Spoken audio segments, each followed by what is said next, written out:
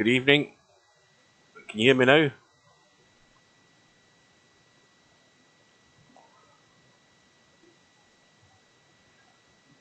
So we've got the match we've already chosen. Welcome everybody. The match between LS3 Inspector Dawn, and the room should be up, in fact should be started. Let's head in. And we're waiting Inspector Dawn arriving. Good evening to Slim. Too late again. Slim, you've got to get in. You're better signing up tonight for next week, and that way you won't forget, because if you middle of the afternoon there was already 4 people signed up. You've got to get in quick. Well, we had the carry on with Stubb. It was clear to me that he probably had viruses and crap in his computer. From the sort of broken conversation or broken English that you get from Stubb, he eventually got malware bytes running. It found 169 issues. He thinks his computer's working okay now. Well, it should be, because if he's had viruses and he's got 169 issues that malware bytes has found, I can guarantee you that half of them are viruses. And they can cause all sorts of weird stuff to happen in your computer.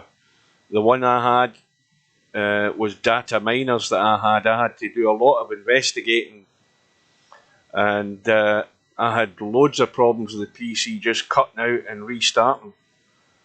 You were thinking it's a hardware fault. Everybody's telling you it's a hardware fault, and when you look at the Windows error log, it gives you the idea that it's a hardware fault, because it's like an overheating issue. But data miners cause that, because it's that crap.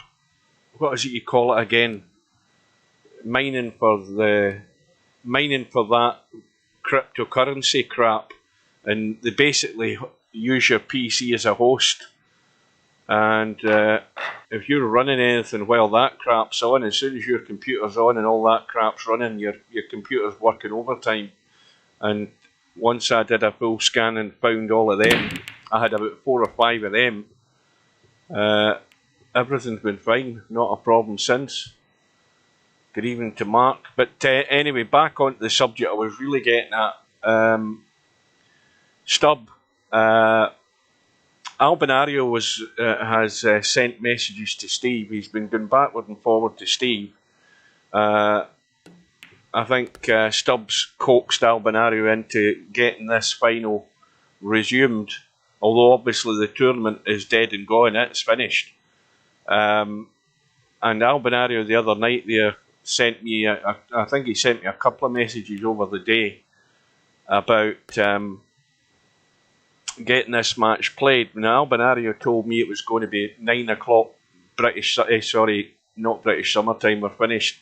9 o'clock GMT on Sunday, and I think he was getting at the fact as to whether that would suit me, and I told him, well, it wouldn't, because it's too late, and I'm up at 4 o'clock on Monday morning, so any time at 9 o'clock at night in the weekend is no good if I'm going to try and live stream it. And so I left it at that. And now, with the conversation that I've had with Stubb, he's saying, well, get Albie and Steve to sort it out. As long as it's after 4 PM Eastern Standard Time, which is obviously 9 PM GMT, during the week, he's fine. I think he said he's off Tuesdays and Thursdays. But anyway, Stubb went away talking about Wednesday at 9 PM.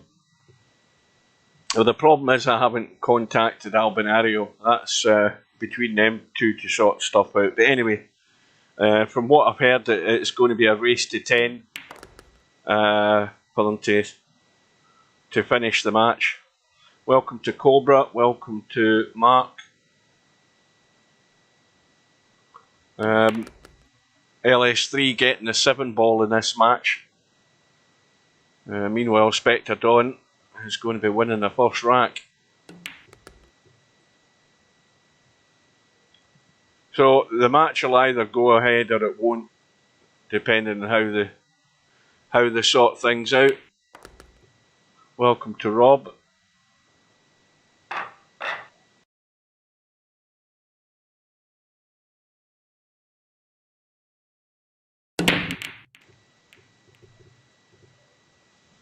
Well, he said that the PC seems to be fine. It will be, provided he has get rid of that crap.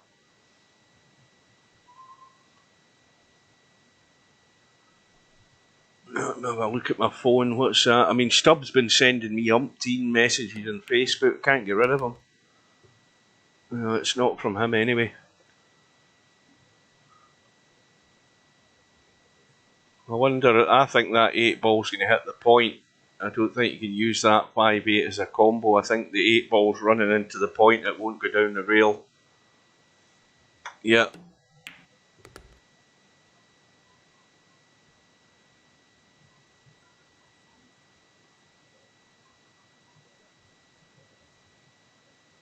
Now, because I'm back on my old XSplit Gamecaster software, I've got my second monitor on the actual live stream on YouTube. And 1, 2, 3.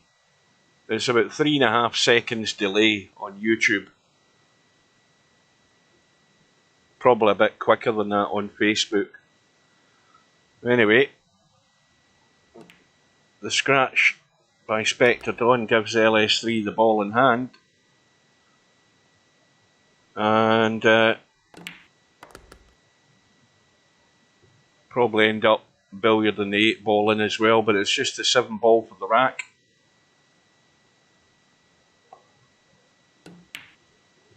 Nope.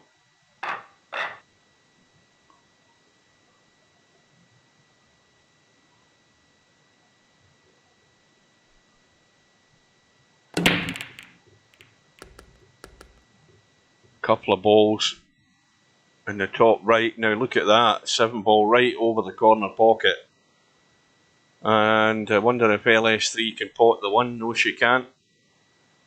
So, could try the bank up and down onto the 7. That might be the shot that she's playing.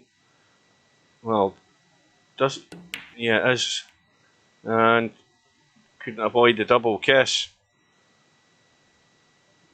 And the 1 ball doesn't cut past the 4, or if it does, it's very, very tight.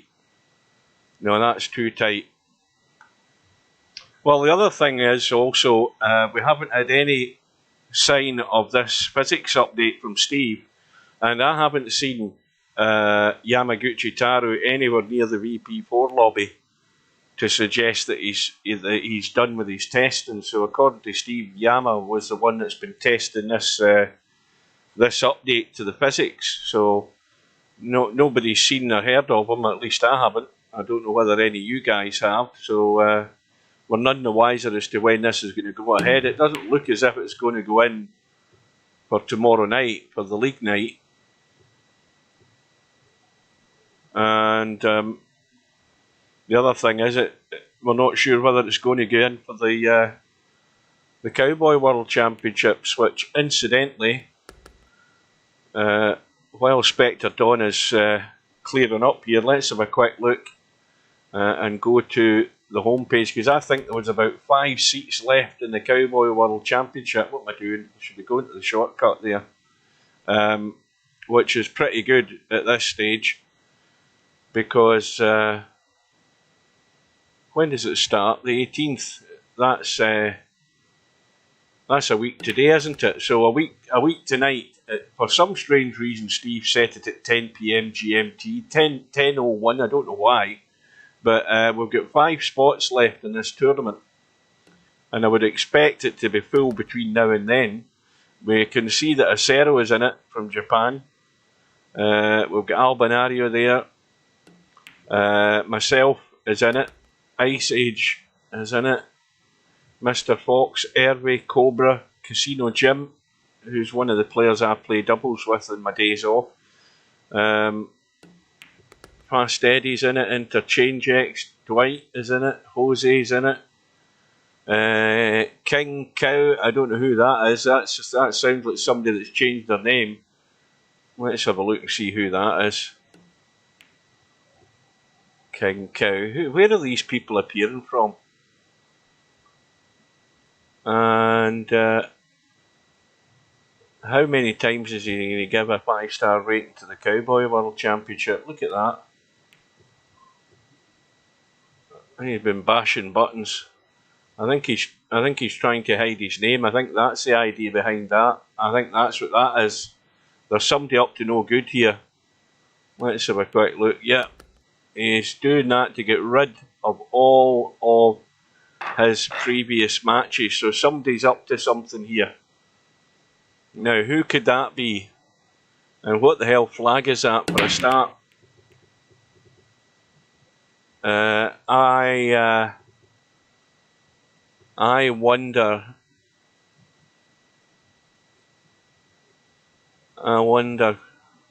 because the one person that is missing, and we know that he has changed his name before. He changed his name when he was about to play Cobra. I can't remember what tournament it is. Cobra will remember that, but look at all of this evidence that he's covering up here. That I'm jumping to conclusions, and I'm thinking it might be VP Monster. Now let's have a look at his rating again, because I'm sure he was about 2,270. Let's have a quick look. A quick look at that. King Cow. I'm willing to bet. I'll stick money on it. 2,274. I'm thinking that. He's not fooling me. I think that is. I think that is VP Monster, and I'm going to call him out on it because I was talking to him earlier on, saying he hadn't signed up yet, and I think he's up to no good trying to cover his tracks there, and they can't fool me. Keep giving a rating to the tournament to get rid of all of your match history. That way, he's trying to fool people, and you're not on.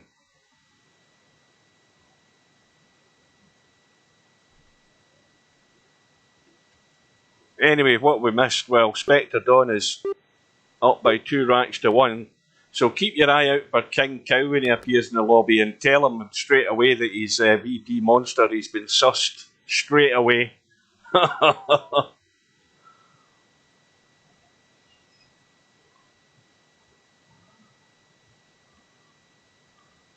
Right, well, what does Spectre Dawn do here? Go for the combo, I would think. Yeah, that's in all the way. That was well done.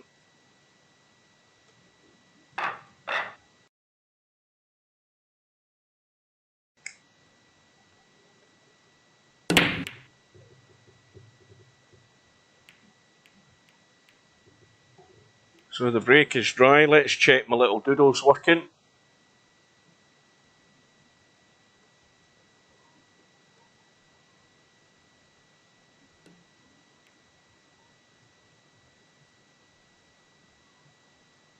Yeah, it's working.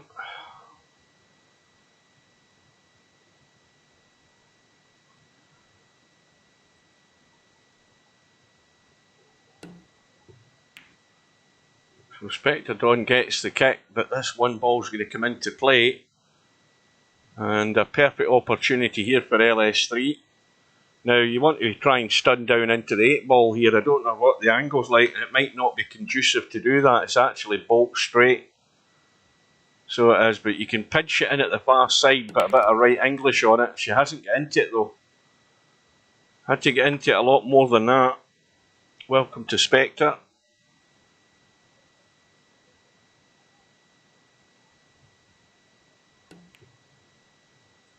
Yeah, I wanted to run that into the 8 ball there.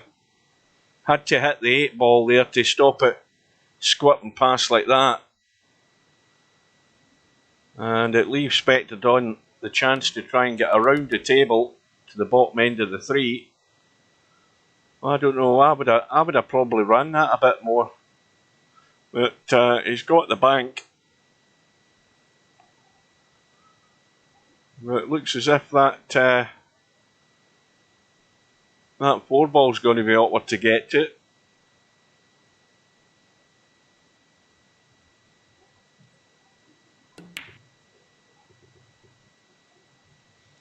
And LS3's going to have the same problem. And I think Spectre did well there. He got right on that 4. Now what's happened to LS3's queue? Don't tell me she's got the stub bug. Yep, she has gone. She's left the building.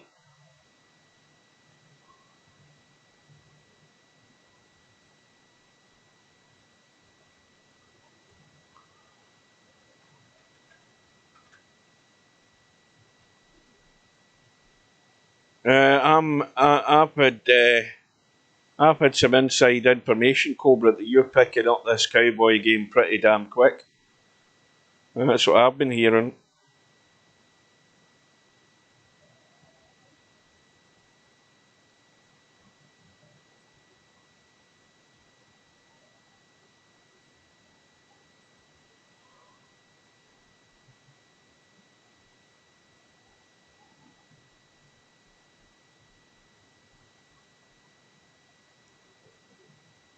And LS3, well, definitely back in the room. Now how does she get this cue ball right onto the same spot that Spectre had? That's not going to do it. Well, I think you want to bump this 4 quite gentle to try and bump it past the 10, the 9, sorry, and keep the cue ball sort of there. Yeah, a bit like that. But it's left the 4-ball on.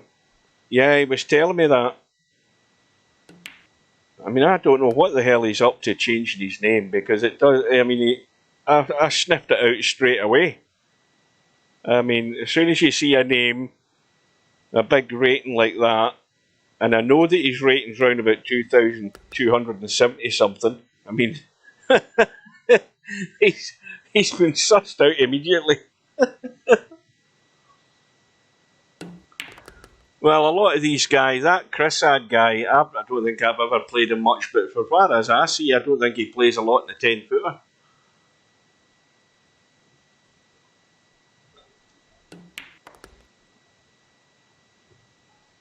Maybe I'm just not around at the times he's on. Maybe he's from the States. That might be the problem there.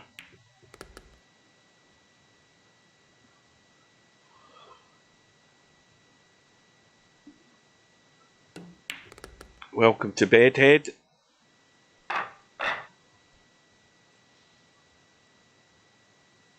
By the way, before I forget, thank you for the donations, guys. I had 2 donations the other day. I think was it after the final? I can't remember, but it is much appreciated.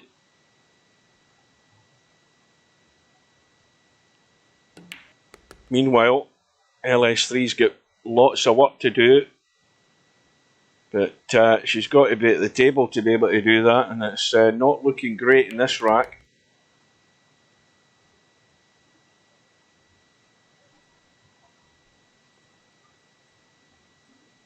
Oh, I don't think new glasses would help me. You know something? I'm wearing my older glasses because the newer glasses that I got a while ago, I didn't like them. I didn't like them at all.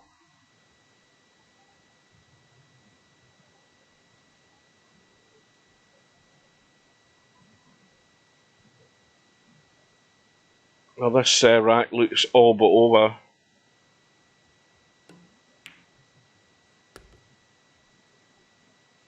Now, is that far enough? I think he can stun this in and drop down.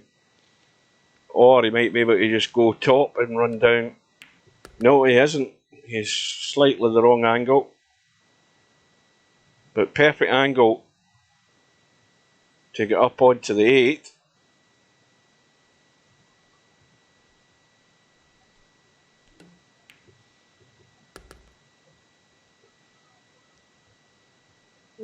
Well, where's the cue ball going?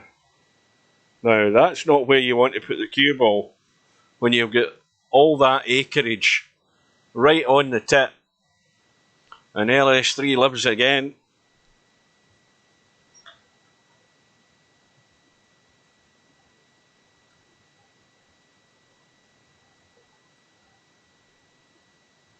Well, the sooner that Steve gets this physics update in, the better it is for the guys that are going to be playing in this cowboy tournament, because that's going to make a big change in the line off the rail for caroms and stuff like that.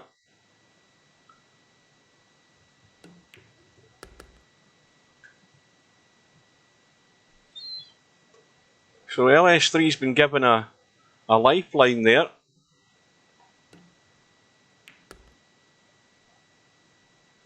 Stubbs said he got a fancy new monitor. I don't know when he got that. He said he got a fancy new monitor and he hates it. LS3's break, 5 ball goes in. It's going to have to be. Well, it's going to have to be a combo in the 3. Gentle enough. Well, see, now LS3 hasn't got the word gentle quite correctly in their vocabulary there, because it had to be gentle to keep the cue ball there and to keep the 1 in play. So that was not a very well thought out shot there. And she's going to leave the 1 on. Yeah, the 1 will cut.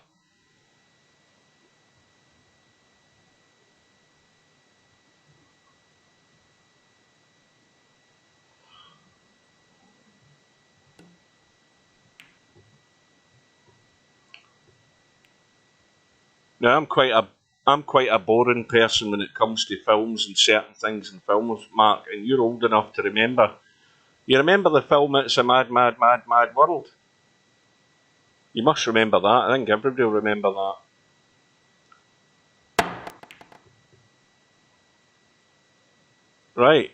Well, I've seen it umpteen times. And I don't know how I got onto that subject the other day, but anyway, to cut a long story short, I didn't realise that when the film was made, back in '63, I think it was, and this is boring facts I'm going to give you here, by the way. Boring facts, but I don't know whether you guys know, but when the film was made and they had a screening of it, the backers behind the film, I don't know whether it was, who the hell was it? Was it MGM or somebody like, it's obviously one of the big film companies. They didn't like it for the fact that it was too long for a comedy. And to cut a long story short, they cut it to 2 hours 40 minutes, which is still like the longest comedy film I think you'll see. And so I started reading into it, and they brought out a sort of director's cut version of it. It's actually 3¼ hours. Jesus Christ! I sat and watched it the other day. That's how sad I am. But there's certain bits in the film where the video is actually missing and they've only got the audio, but they've added it into the proper section of the film where the scene should be. So the film ends up being 3¼ hours long. There is umpteen scenes in that film that you don't get to see, and I sat and watched it. I said, I've got to see this.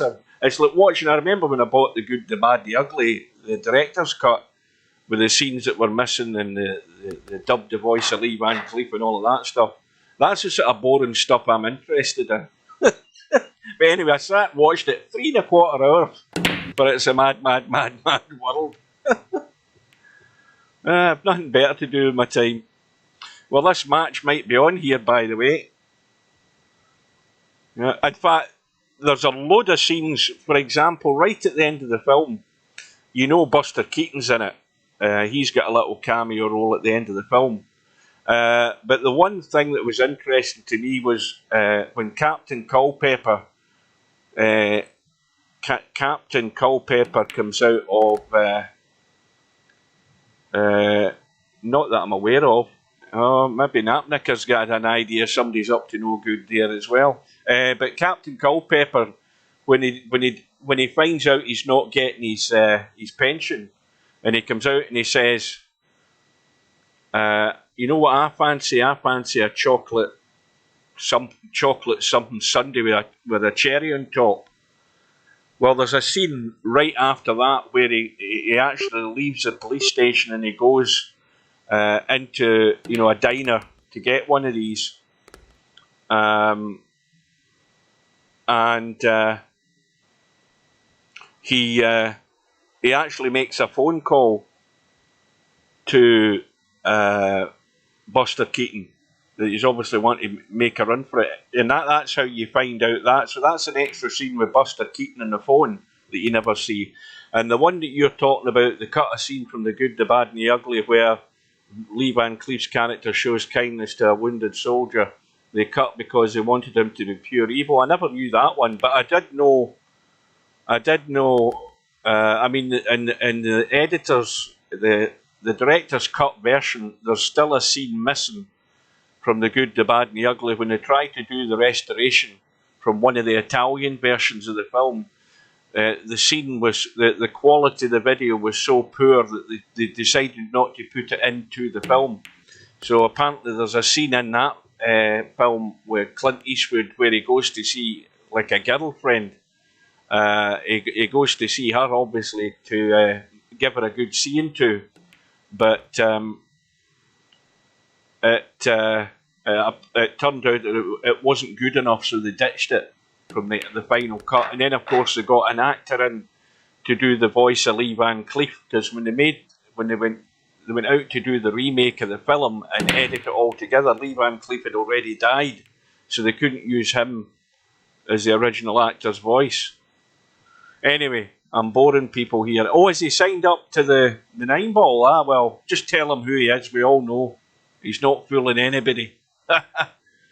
Right, well, anyway, after all that waste of time rabbiting, we're at 4 racks all. We've suddenly got a match on. 6 ball and 8 ball is going to be the issue. Spectaton is going to have to deal with that. And he'll have opportunities to get a bump on it. The best idea of that would be the 4 ball into the 6, or pot the 4 ball, get into the 6 and the 8 ball and hold for the 5. That looks like the best idea. I don't know that this is going to be the best idea, because I think he ended up not too good on that 2 ball, but this 3 ball does go, it's tight. Yeah, he's overdone it. So now LS3 has a problem. The 5 ball's in the way. That's I mean, if that 5 ball wasn't there, the other issue would be the 9 ball, because you would want to go a couple of rails into the corner, and that's not bad. Needs to get out though. Well, this might work. Got to jack up and get the stun on the 4 ball. Bump into any of them, hit them thick, and you've got to have a shot in the 5. And you've got to be thinking ahead to do that. And that's ideally how it's going to be. That'll do nicely. When does this thing start? Does it start at past the hour, is it, Slim? It must be, looking at the alert on the screen. Well, from 4-1 down, LS3 is odds on here to get herself in the lead.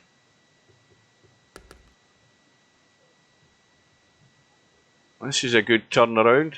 And there's a result already through.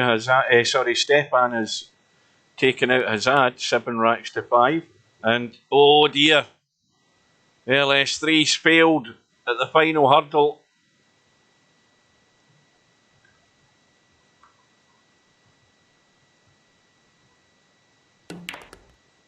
And that's a big chance gone there for LS3.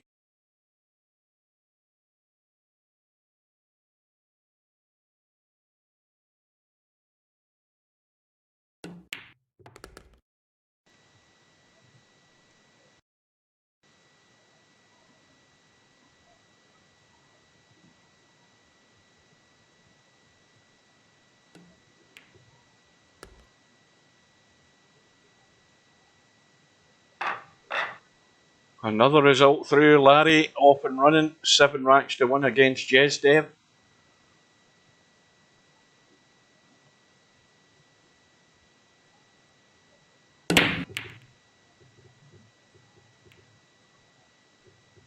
Six ball goes in. Well, not a great shot in the 1.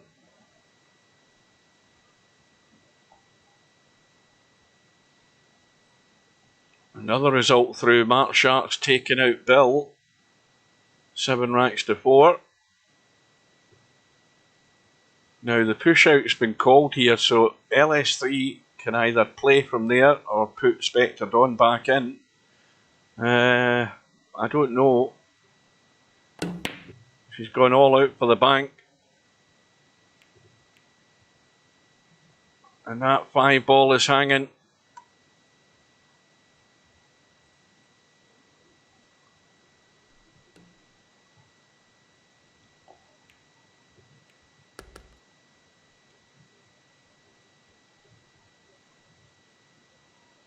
Well, this 3 ball's going to be a bit awkward to get to. I mean, there's a gap between the 8 and the 7.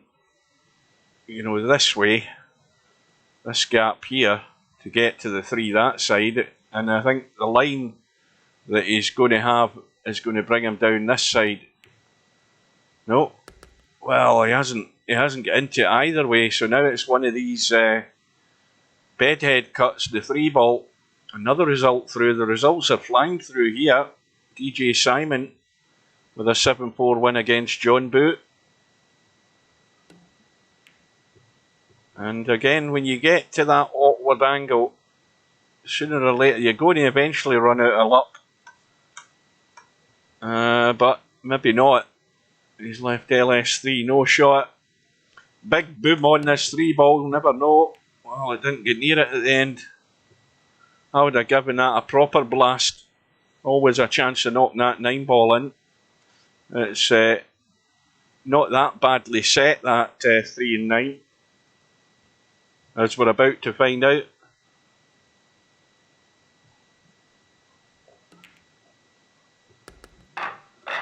So from that chance of having a 1 rack lead there, LS3's, it's cost her 2 racks so far. And a couple of balls in the break again for Spectre Dawn. But, well, a tight jump on the 3 ball, if he fancies it. 5 and 7. Well, the 5, I mean, you can easily play a billiard anyway. And pot the 7, that's not going to be an issue, but is he going to be able to execute the jump shot? He's got room enough to do it.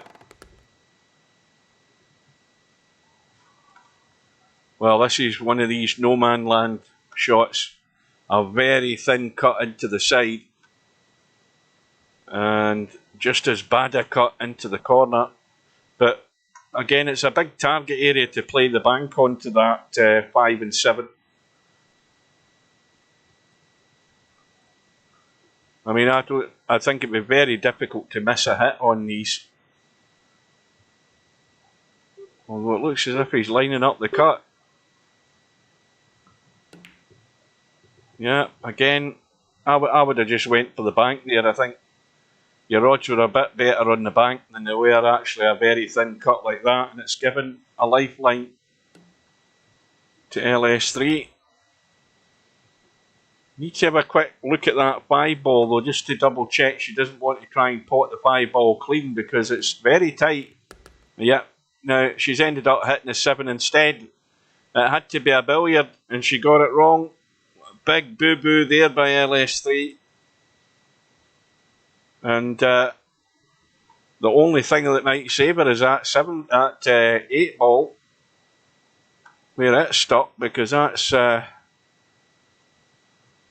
well, it's not as bad as I thought it was. No, it's fine. I thought that was right in the point until I had a closer look.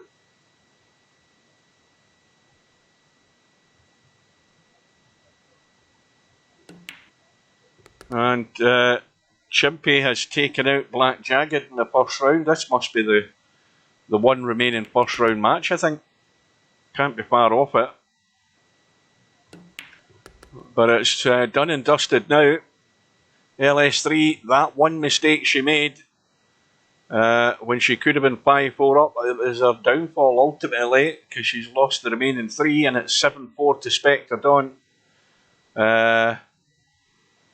Right, let's have a quick look in here first of all.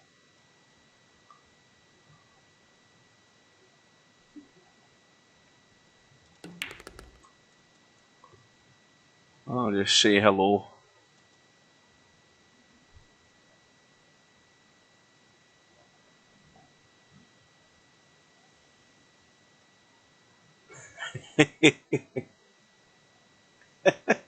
Anyway, let's have a quick look at the bracket, if we can get it to work. That was us on the Cowboy one. Right, so I think, well, there's one match remaining, the match between Keezer and Travelling TT. It's only 5-4 in that match yet. But going forward, there's another one, Popman and Bankster. Let's have a quick look at that. Popman is actually getting the 7 ball because he's been losing all his points in the league matches.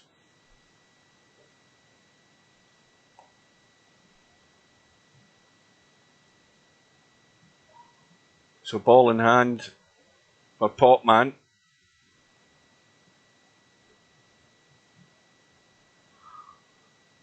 Well, this is again about judging the control in the cue ball. If you're just going to draw straight back, so he's got loads of bottom on it, and the bump off the jaw sent him into no man's land.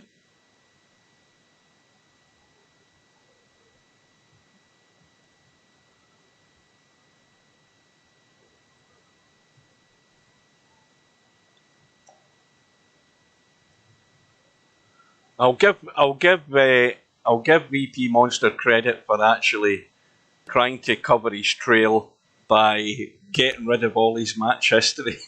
But I tell you, it's a pretty amateurish attempt to cover his trail, wasn't it? You got to laugh.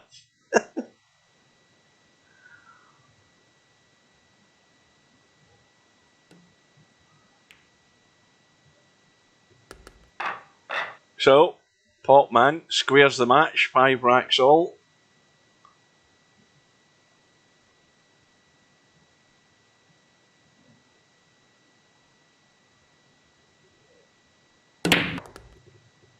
And a couple of balls in the break. Where's the 1 ball finishing? Nowhere. So just to push out for Popman.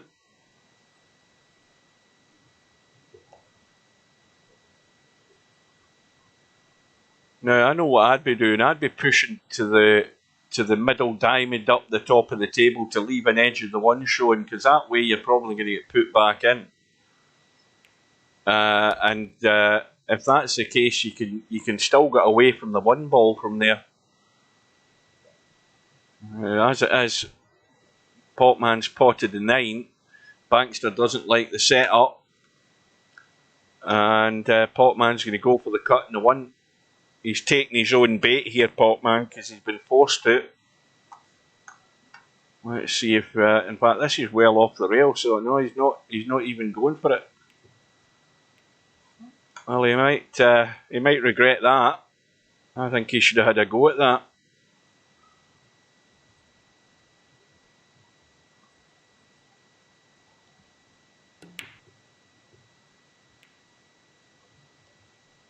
And now Bankster has control of the table.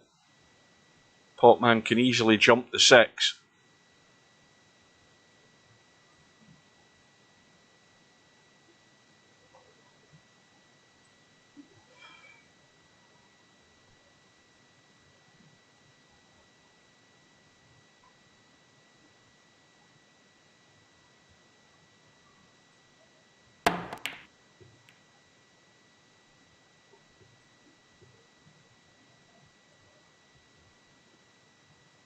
Well, he's got a good hit, but he's left the shot on here for Bankster.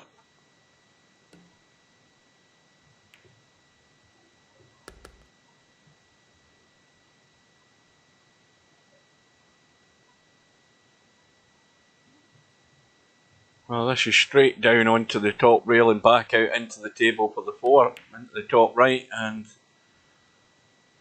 that is really poor. Taking his eye right off the ball there, overhit it for a start as well, where he's finished in the 4. And Potman should be out as far as the 7 ball's concerned.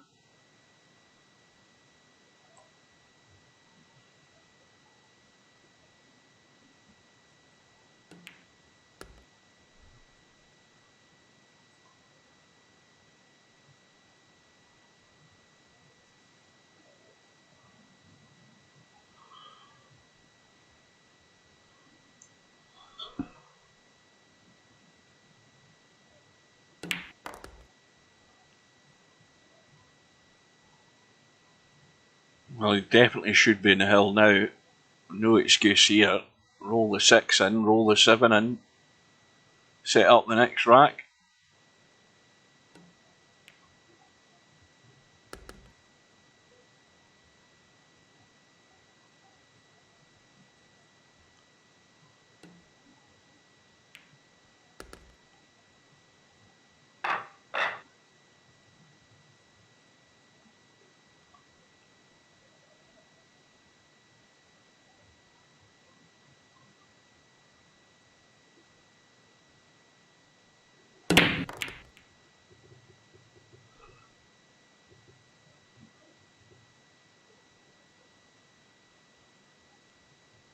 So the 5 has gone,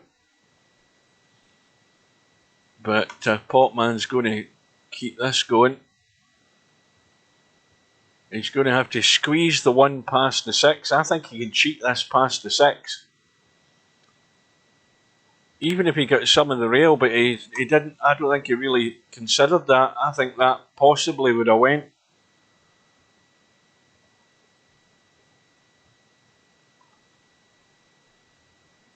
So did he come out and admit it, Slim? There's another result through the other first round match that was still to be complete. Travelling TT's beating Keyser 7 racks to 4. So this is the one remaining match.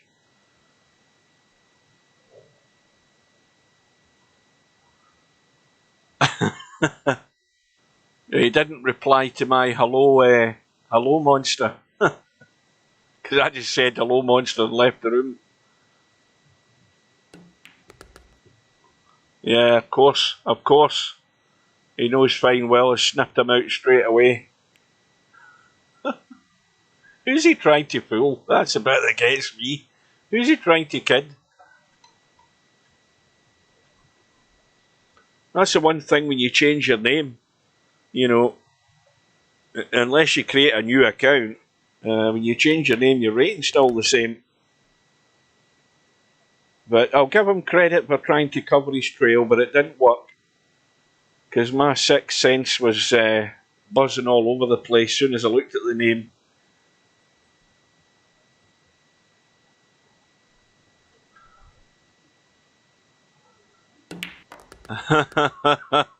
Oh, there he is. Speak of the devil.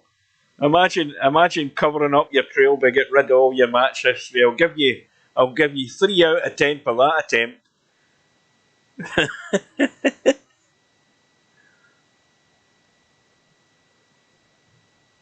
Well, I'm glad you're in it anyway. Oh dear, goodness me, Potman.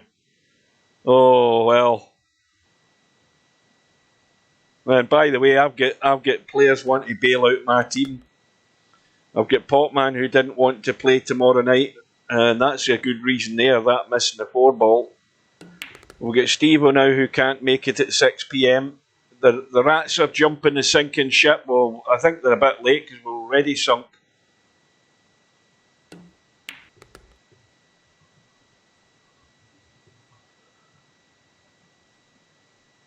Well, Bankster is going to take it hill. Big miss in the 4 ball for Potman. That should have been over and out.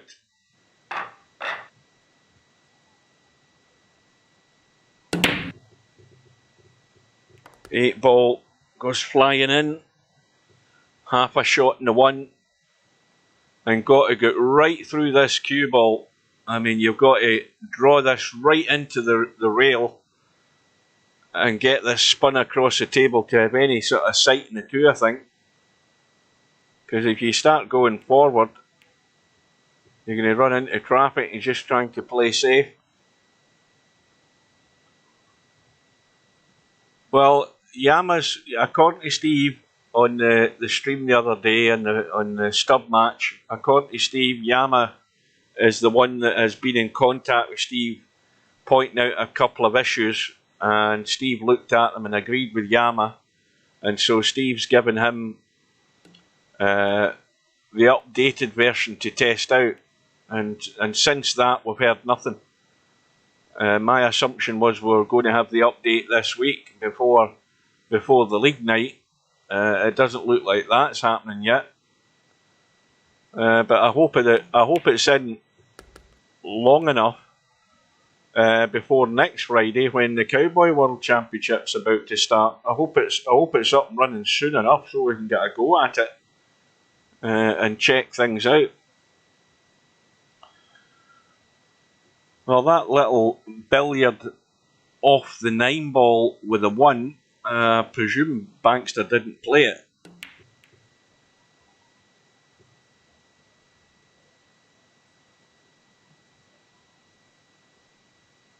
Well, I still think the table's too slow. I mean, I still say that it should go up 2 notches from 28 to 30, and then the table speed will be on a par with what the pros are playing on the 9 ball World Championship. Steve doesn't agree. He doesn't think we should have the table speed as close to the pros speed. I don't see why not, but anyway, that won't be happening. Well, the fluke in the 2, and I think well, the 3 ball goes, but the cue ball's got to run. Got to get around the corner now. Big path to get out of there, by the way.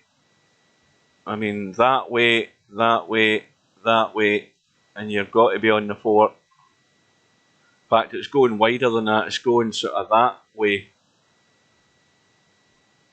And then that way. Might run into the 7.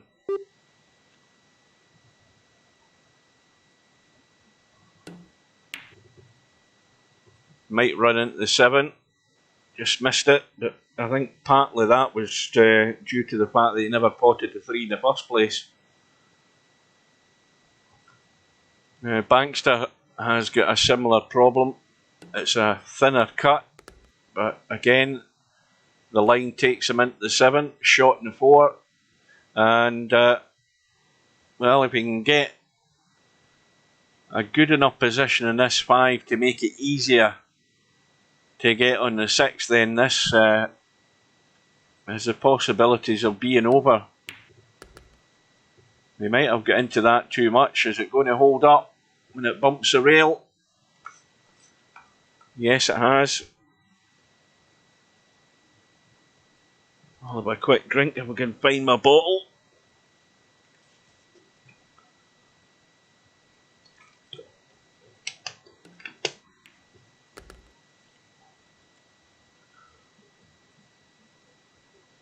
Well, the wrong side of the 6, so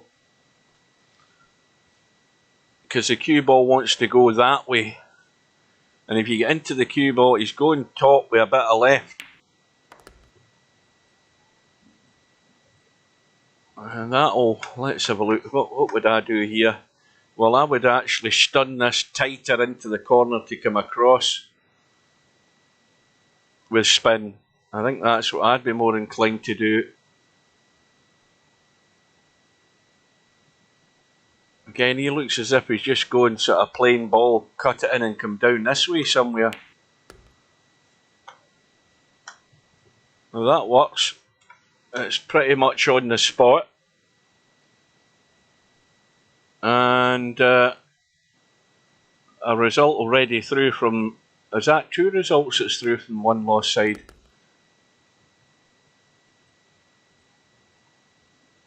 Anyway, in fact, there's another result, the one that's just gone through now. What was that other one? Bill is through against Black Jagged. John Boo is through against Azad, both one-loss side matches, and then of course that result there, Bankster goes through against Popman. So loads of results flying through. We've got Larry now knowing who he's going to be playing. Bankster's going to be getting a healthy handicap against Larry. We've got Mark Sharp 2-1 up against Chimpy in round 2. We've got Stefan 4-0 up against DJ Simon. Spectre Dawn 2-0 up against Travelling TT, given 7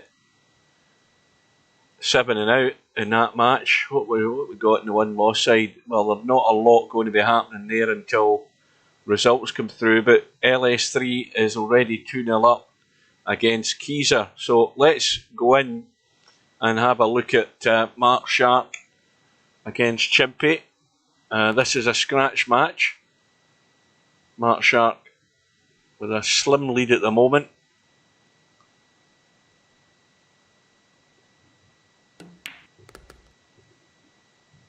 Now, let's have a look how to get in the 4. Well, you cut the 3 in and let the cue ball run, but the only danger here, if you do that, let's have a look. You look as if you're running into something.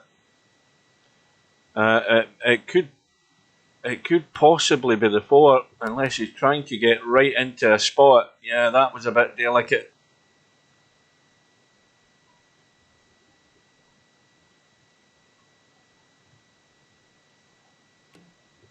I think if you'd managed to get that around the corner and behind the 4, you'd have a chance of maybe bumping the 9, but it was difficult to read.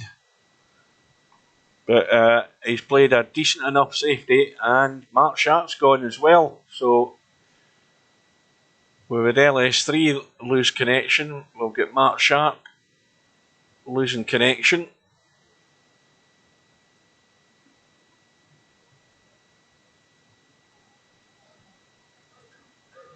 And we await his return.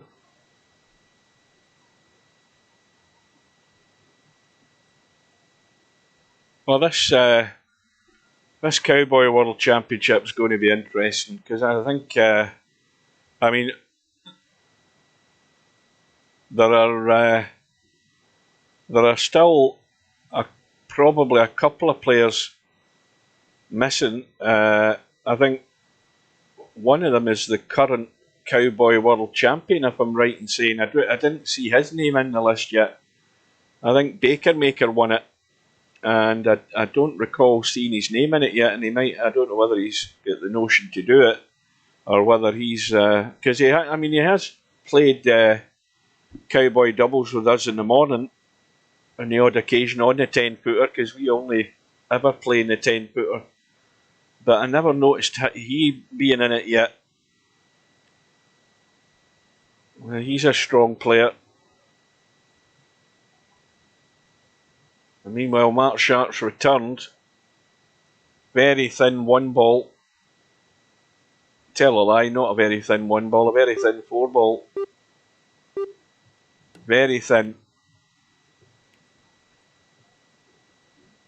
And it's not bad. Okay, you can say the 4 ball will probably cut, but I mean, this is really horrible.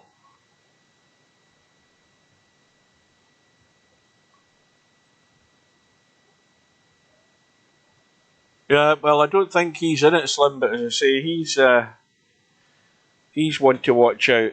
I think it was him that pummeled me when I played him in the 9-foot championship. I think I got gubbed. Was it 3-1 or 3-0? Can't remember.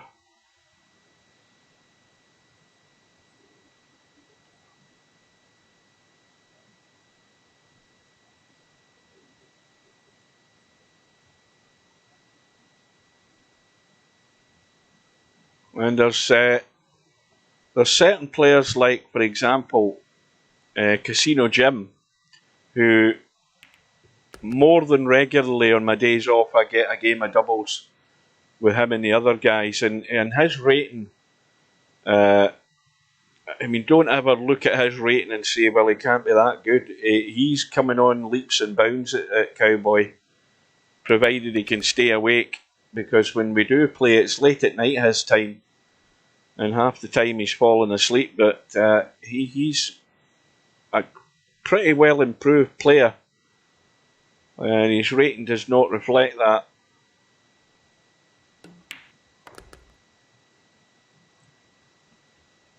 Meanwhile, Mark Shark looking to extend the lead, which again he should be doing. There shouldn't be any problem here. This is Mark Sharp, one of my VP4 TV players, and he shouldn't be missing them. I think you've just got to let the shot flow.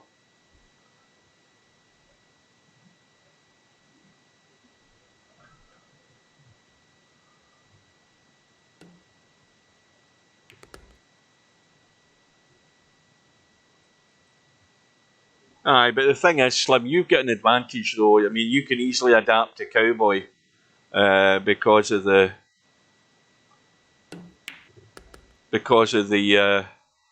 carom section in it. You should be pretty good at that. But it's going to be the same problem for any players who don't regularly play it. If they don't think about what they're doing, because the Cowboy, you've got to.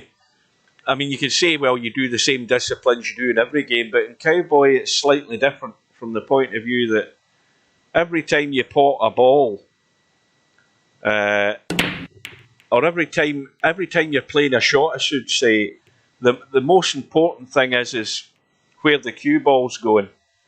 Especially when it's a pot, then a carom, pot, then a carom. When you're in that phase, the most important thing to me is the cue ball, because if you're potting a ball, then you know that ball is coming up onto the spot. So what you have to be doing is thinking about where the cue ball's going to have to be to leave yourself the best option of the carom. And then you've got to watch the pace that you play a carom at. You don't just want to bang at a ball. You want to keep everything in play. You want to leave yourself an easy pot. You've got to be getting good practice in the force follow caroms, because that's one of the most common caroms that you'll play in Cowboy, the force follow, especially if you're in a run where you're potting the balls and they're going back onto their spots. And the one advantage now that we've got is that when we ask Steve to put the spots on the Cowboy table, that's the valid reason why, so that you can at least judge a bit better if the ball will spot or it won't spot. And I think the other thing to remember is what end of the table you're at, because it's not the first time I've made that mistake. Set myself up for a carom, and then I forgot what end of the table I'm at, and the ball spots at the opposite end. I've done that loads of times. But good players in any other games will use the same principles of thinking about what they're doing, and therefore being able to adapt pretty quickly to Cowboy. A lot of players, though, play Cowboy where they're reluctant to use the rails. I'm probably a bit more, I think I would say I'm a bit more aggressive at using the rails than a lot of the guys I see playing with, and that's to my own detriment, because I'll scratch a fair few times. And then, of course, it's a question of whether you need to put any spin in the cue ball. You've got to look at the natural angle of balls coming off the rails. So there's loads of things to be thinking about playing Cowboy, but keeping a tab in that cue ball is the most important thing to line yourself up to continue your run. But we'll see who shines through.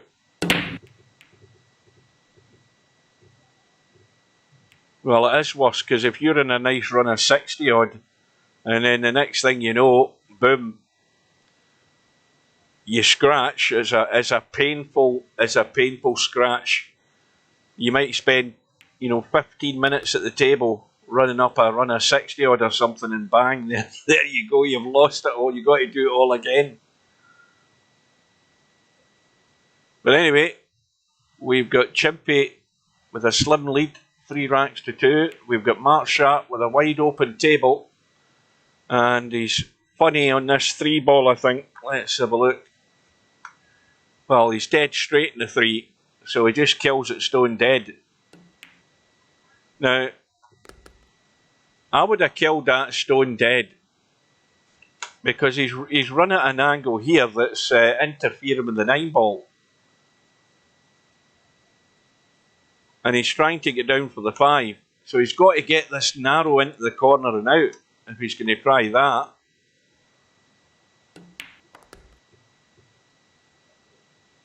Well, I think you've got to hit it a lot harder than that. That's the other problem.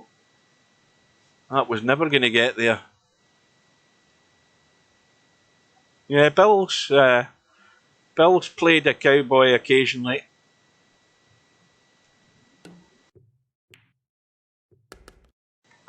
Well, the kick shot recovery will do nicely, and now he's got to deliver. I would just roll this gently and hopefully get a bump in the 9 here. Don't try anything fancy, just roll it, bump in the 9, straight in the 7. Bob's your uncle.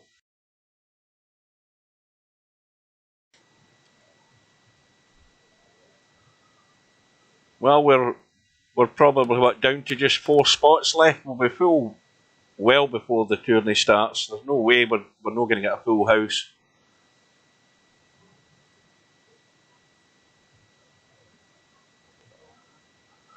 Well, Spectre Don is on a roll. He's taking care of business against Travelling TT. 7-0. And Mark Sharp back in level terms. 3 racks apiece.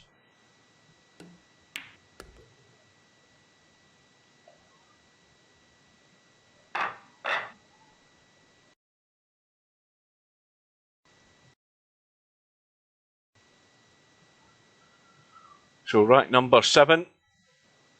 Mark Sharp with the break. 6 ball goes in, I think. And no great shot in the 1. I mean, he's got the combo if he fancies a go at it.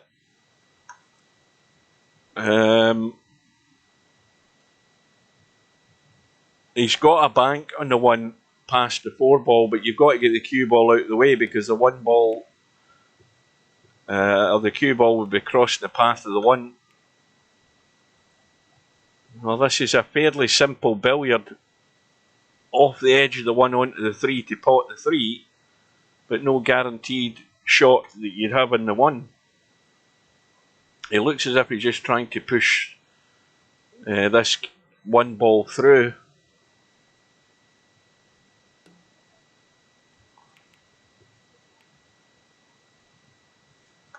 Well, that'll work. I mean, it's an easy kick. And you never know. I mean, this could end up the side pocket here.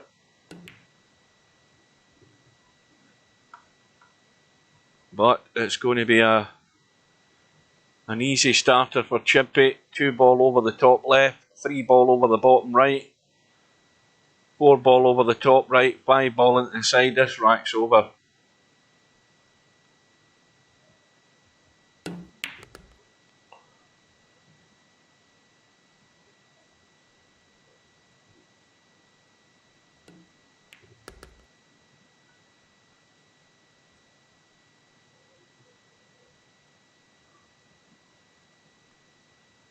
Welcome to Mooncake. You signed up for the cowboy yet, Mooncake? There's not many seats left if you're thinking about it.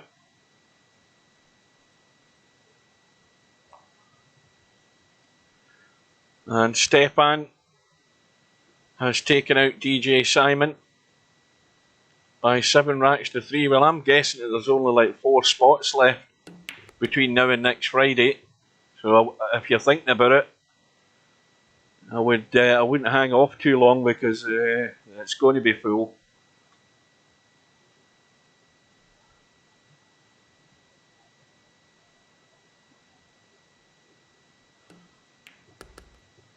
And the only reason I'm in it is because on a good day I can be competitive at it. I'm not expecting any miracles in it, but I've got the potential of causing the odd upset depending who I get.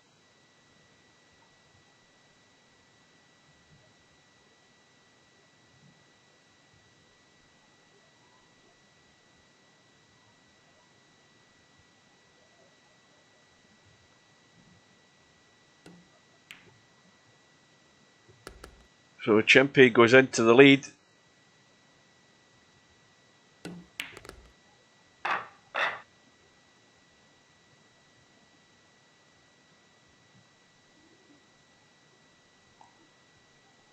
Not long to the Moscone Cup now, end of the month, last day of November.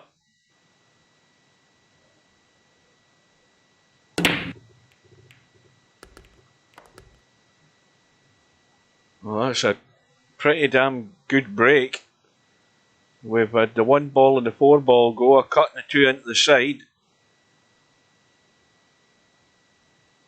The problem is, where the 3 ball's sitting, it's not that handy, and he's decided it was far easier to play the safety than it was to take a risk in trying to get on that 3, and that was a sensible shot. You know, bide your time, get a decent enough safety in. I mean, the kick's on. And now Chimpy gets that opportunity with ball in hand. That was a sensible shot to play. Take your medicine, weigh up the pros and cons of just potting a 2 ball and hoping for dear life that you get on the 3. It's much easier to roll onto that 5.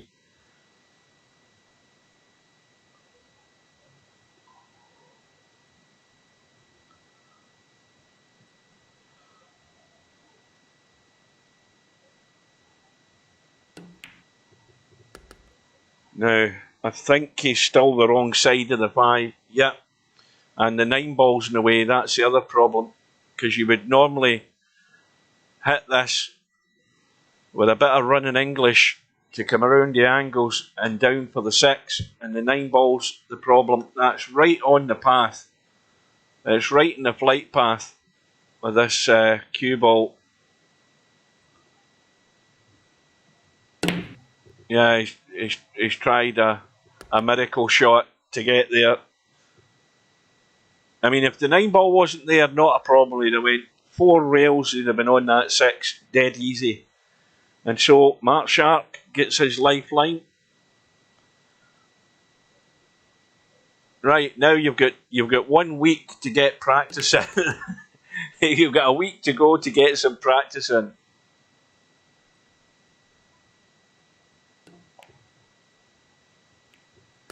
There we go. Confirmed on screen. Oh dear, what's Mark Sharp done here? Let's see if we can keep this cue ball on the table. Because if he bounces onto that 7, he'll bounce onto the rail and onto the floor. He's played it well. That was well done. Oh, that's a thing I never checked. I wonder if Steve has taken out jump cues in the Cowboy tournament.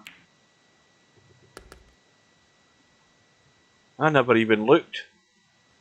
We'll give him this 9 ball. Surely he can't miss this. Let's have a quick look. No jumps. Aye. That's good. Right, so now we've got 3 seats left in the tournament. It's looking... Oh, Redback's eventually signed up. Semi-pros in it as well.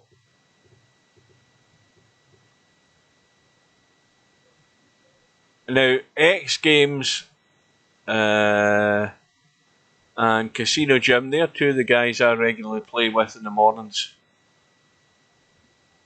And if they can keep their concentration, they're well capable of taking anybody out in this tournament, I'll tell you. Albinario, of course, is the one to watch. Because he ain't going to come in half-cocked in this tournament. He definitely won't be. He's not just in it to make up the numbers. I hope I get him first round.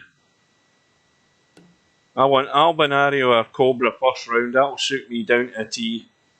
Make them sweat a bit if I can.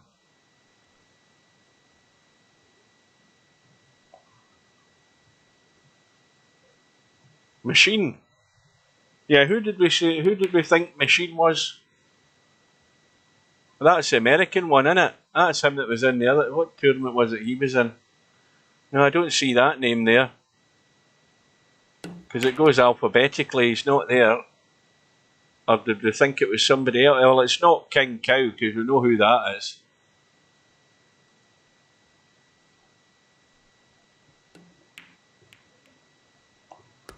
Well, the little combo in the 9. And it's 5-4 to Mark Shark.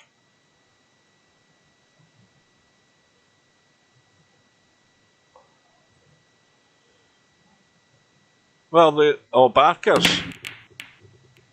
Yeah, I don't think he probably doesn't realise it's on.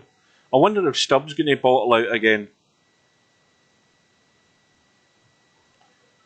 Somebody's going to have a go at Stubb to get in it. Oh well, the mistakes are coming now, and that's going to be lined up as a combo. That 1-7, that is dead set. I mean, even if you can't get to the 1 ball, I mean, all you need to do is hit the 1 ball, and the 7 ball's got to go in. There's no way this is missing. Well, you've got to hit it harder than that, Mark. I mean, that was really bad. I think he was worried about keeping the 1 ball in play, but you've got to at least get the 7 ball to the hole.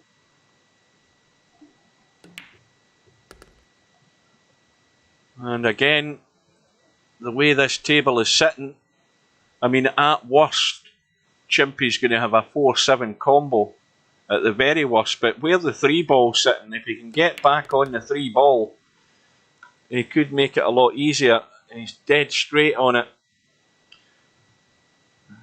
Now, I think the best thing to do is just to come back and be able to see the 4 ball one way or another. You've always got the combo. Right, again, the right shot. Nice and gentle. Don't hook yourself behind the 9.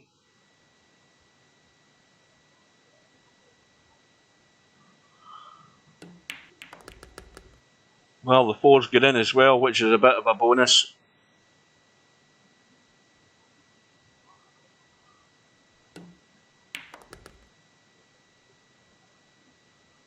Now again, you just want to come back off this 6 ball.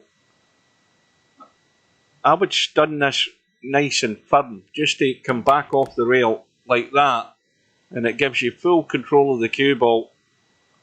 You can even pinch an angle just to come off the side rail and down onto the short rail, or out like that.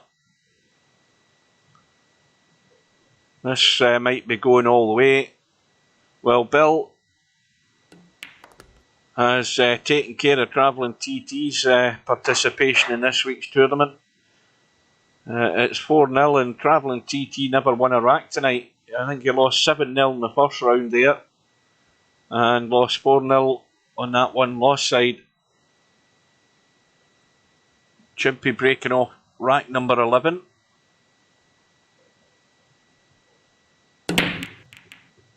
And something went in the left side pocket. I didn't catch what it was. It might have been the 1 ball. Yeah.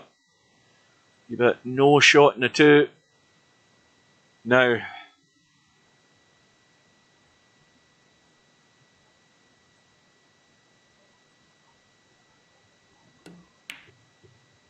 Oh, the double kiss. What's available? Well, 2 ball is obviously on.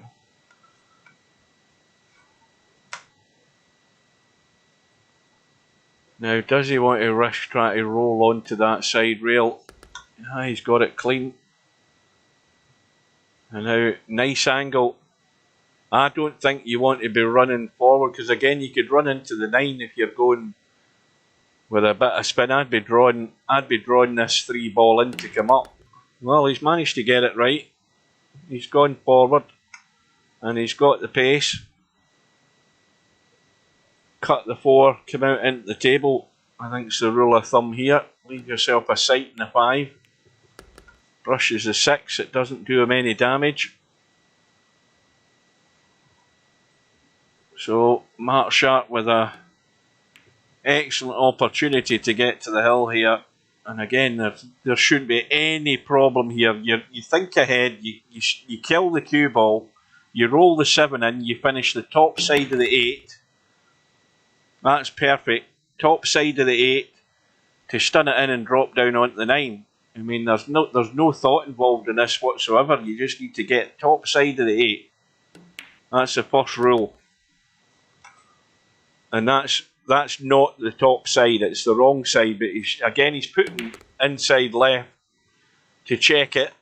Gets it way back into line.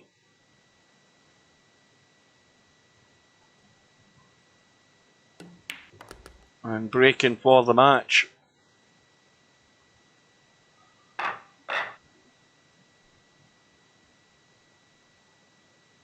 And Popman goes through in a final rat decider against Jezdev. Popman with his so-called dodgy mouse. It's that dodgy that he doesn't want to play in the league matches anymore, I don't think, for VP4 TV. But it's fine for playing in Friday Night 9 Ball, I'm saying nothing else.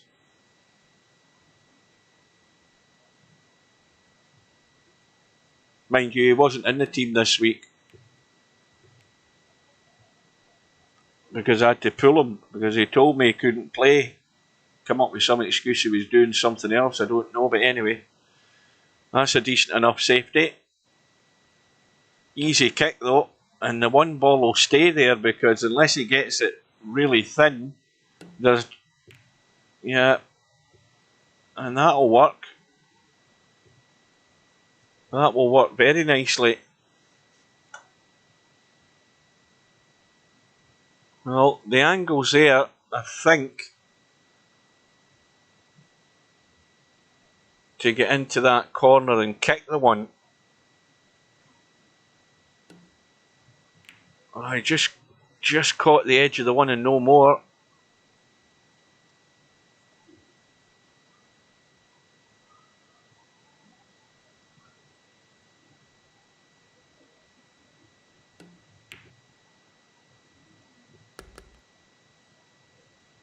And that's landed very nicely. Now, this 3 ball will squeeze past the 4. It definitely goes past the 4, but the problem is he's dead straight in the 2. And he looks as if he's going forward and running into stuff here. No, he's jacking up to avoid it. And don't hook yourself behind the 6. And that'll do. This is tricky. Yeah, it's tricky. It did go, but you wanted to be at a closer range than where he was to play that.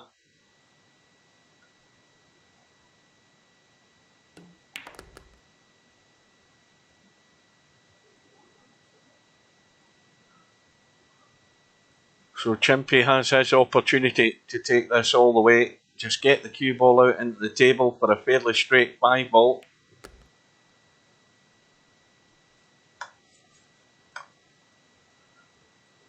I'll stun the 5 in and hold the cue ball for the 6, somewhere over there.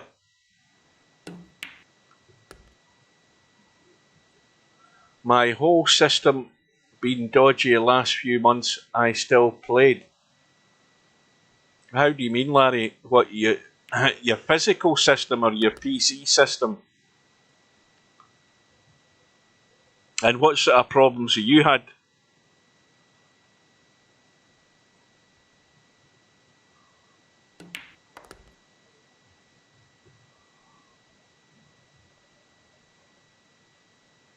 Well, now it's going to be Chimpy breaking for the match.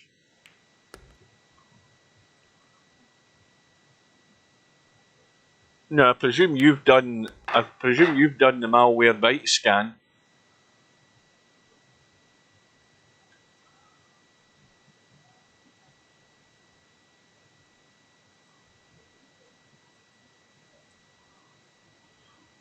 Oh, the yawning started. It's getting to that time. Yep, 20 past 8.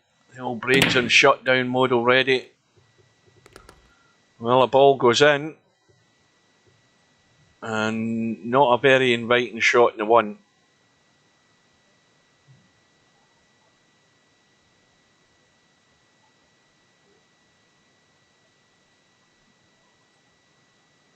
What sort of stuttering is it?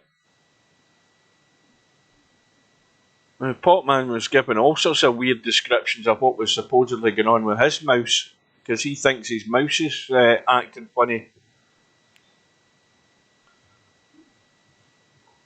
And well, again, it's got cover, and I think that there's room past the 8 ball to actually jump over the 2 and 3 and catch the edge of this 1 here. I think that's the shot. Of course, you're not going to have any shot in the 2 ball doing that, but it'll give you, or it should give you, control of the table. But I think you can jump over the 2 and 3 over the edges, miss the 8, and catch the 1 and pot it.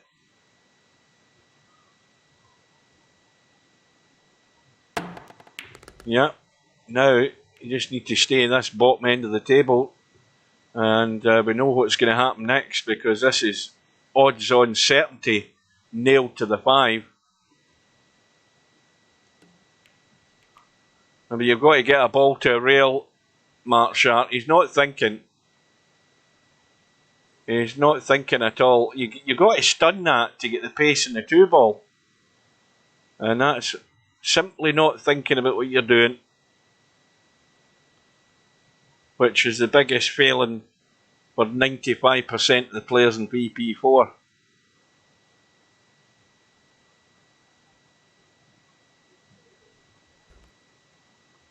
And he may well have just sold himself down the Swanee with that shot. A gift of an opportunity for Chimpy. Now you want to bring this cue ball over a bit here to the left. I don't think that you don't want to be tracking big distances, but you can easily pot the 4 and get over, which he has done.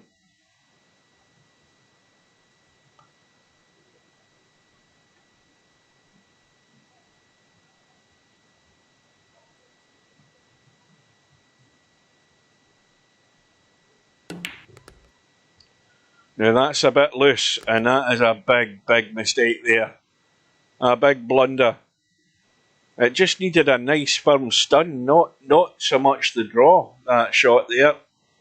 And that is gifted it to Mark Shark. I mean, ball in hand, roll through in the 6, straight in the 8 into the side, and drop through for the 9. The big sellout.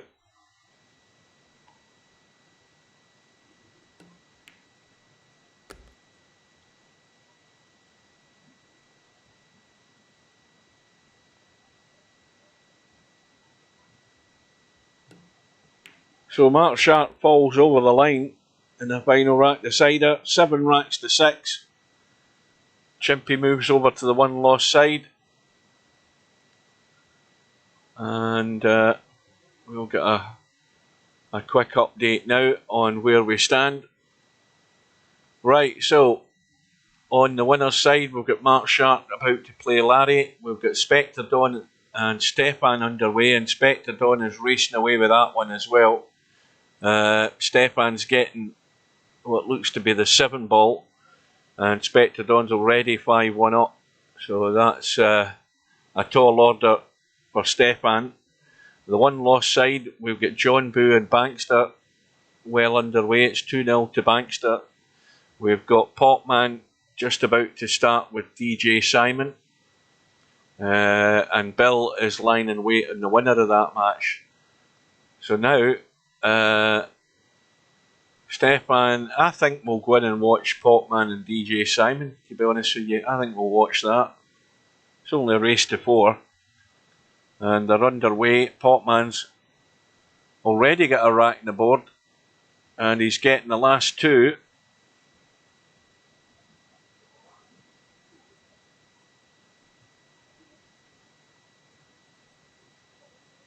So he's obviously broke off in rack number 2, decides to play the push out.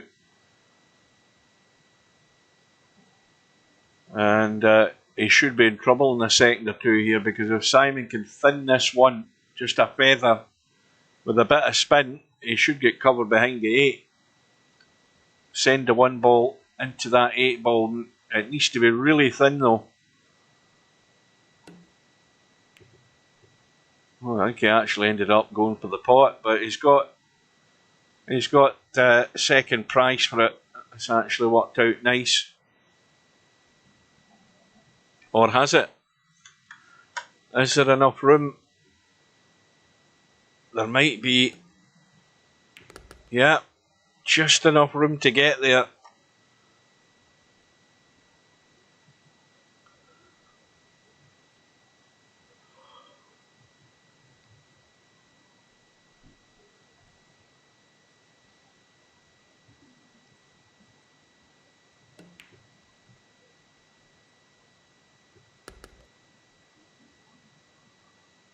Well, once again, this rack should be in the bag here for Potman. He's got absolutely no excuse. If you fail in this, you're a numpty. I mean, that's it. It's as simple as that.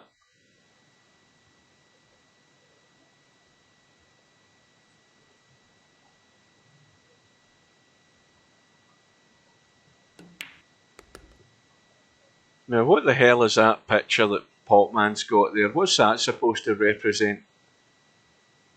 Apart from the fact that it's not even a transparent image. I mean, you get rid of all of that white background on it.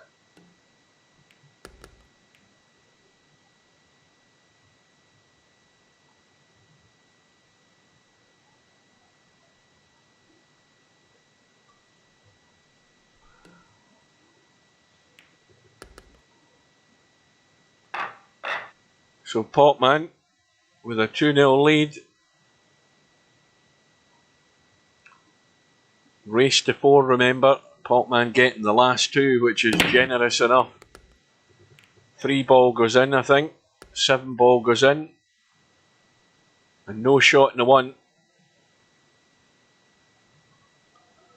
And Spectre Dawn takes care of Stepan. 7 racks to 1. So again, Spectre Dawn is on a roll on the winner's side tonight.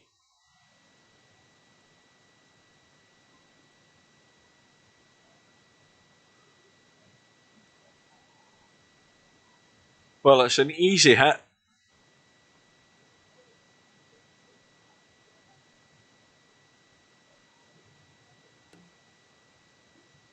I mean, you could easily have spun in the gap. You could have spun in that gap there. Let's get my thing working.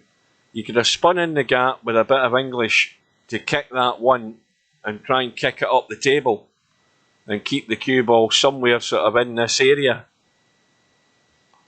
But he went for the push out, which is a good reverse bank in the 1 ball. And again, not necessarily the best of push out, shall we say. I think it was far better to have a go at kicking that up the table. At least not leave such an inviting bank. Now that kiss in the 8, if it had been thicker, Simon would have had a much better shot in the 4.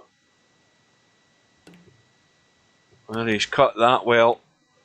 And the bump in the 5's done him no harm either.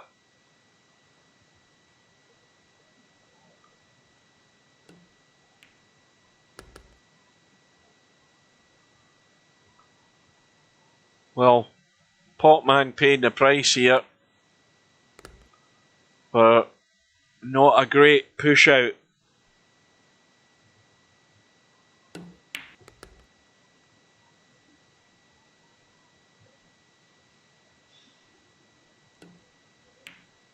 Oh dear.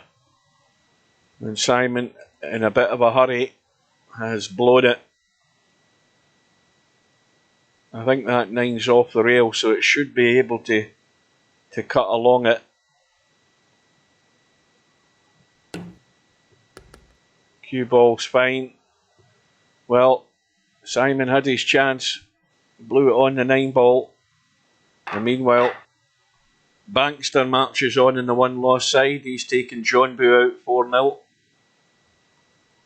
And Potman breaking for the match here. 6 ball goes in, but the cue ball goes in as well. So Simon's got a lifeline and he's got an immediate problem.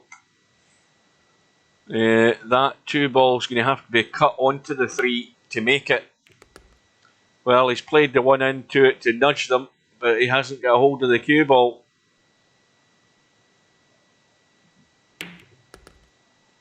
He's played the billiard, and now the 2 balls coming into play. Well, he needs to just steady the ship here a wee bit.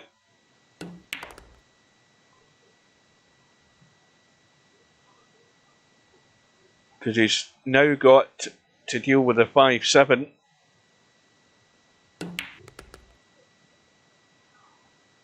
Well, he's run into the 9 and that hasn't helped him, but I think the billiard looks far easier than potting the combo. But again, he didn't hang about, he just got on with it.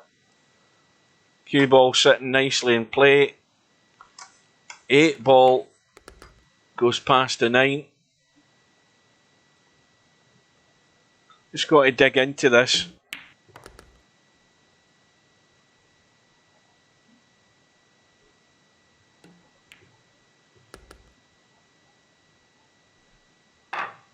Well, it's a long road back. It's only 2 racks to tie the match, but it's no miss now for Simon. I think that's dry.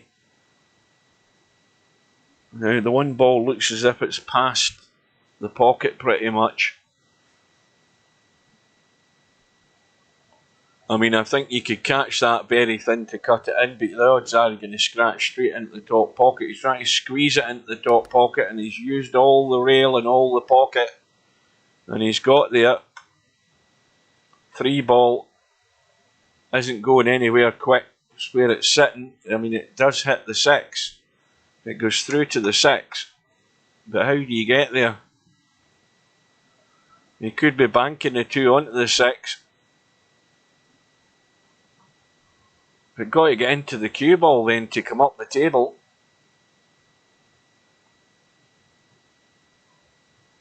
I think you've got to draw off this 2 to come down. In some form. No, he's gone for the cut. Now, I don't think he's going to have much of a shot though. And that ain't it. I think he'd have been far better banking that. Okay, no guarantee of any shot after it either, but I don't think he would have ended up in this sort of position had he done that. Well, straight up and down and kick the 3. That gives you a clean enough line of sight. He's just trying to lock up the 5 and 3, which he's done. He's not left a combo. But that's a combo. Now that is probably the easiest billiard you're going to play. I mean, you play the 3, stun into the 5, and it's got to knock the 6 in.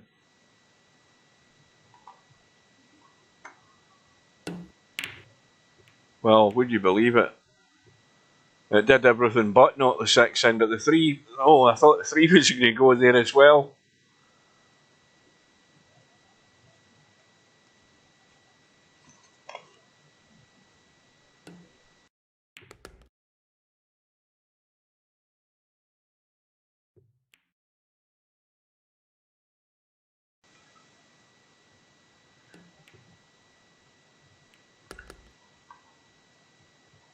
Well, Simon just needs to leave the cue ball there. I don't think he should be trying anything heroic. Now again, he's tried something silly. He didn't need to, he just needed to leave the cue ball at this end of the table. He would have seen the 5, no bother. And again, no need to try and draw into the 5 or 9 or anything like that. Just take your medicine, keep it simple, and the cue ball is going to go at that pace. And it's been handed straight back to Simon. Potman not thinking either.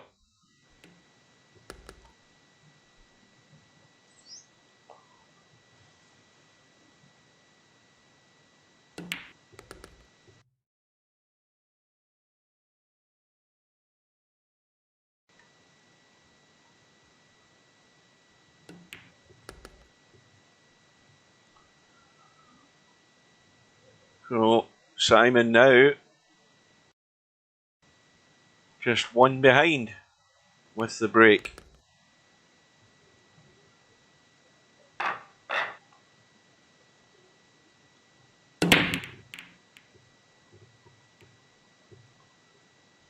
It's dry. Shot in the one. Big stun past this 5 ball to get the cue ball off that end rail and back up the table. 7 balls locked away behind the 9 up top left. Well, I mean, that was a pretty straight in 1 ball, and how he's managed to miss it, I don't know.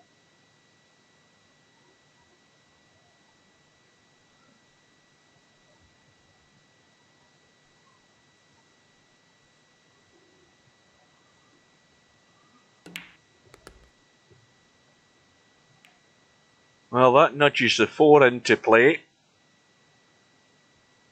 And it's going to be a fair distance from the 3 ball. Well, the nudging the 6, that helps a little bit. It's an awkward cut.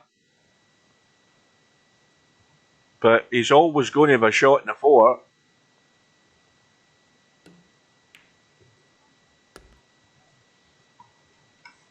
Now,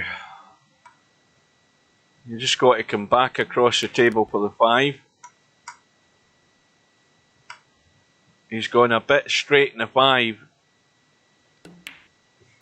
But this angle that he's got in the 6, I think he can stun. He's trying to stun and get a hit. But he can't get to the 7 to pot it.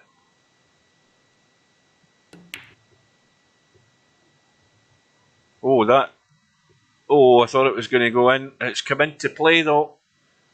And so Potman has got to either leave an awkward combo in this 8 ball because the cue ball's going the wrong direction off this 7. Or he's going to have to try and get it back to be able to play the 8 into the same pocket. And it's not a great setup here. He's right on the rail pretty much. It's not good. So he's went all out for it, and of course, loads of top, straight into the corner pocket, and we're hill here. Final rack decider.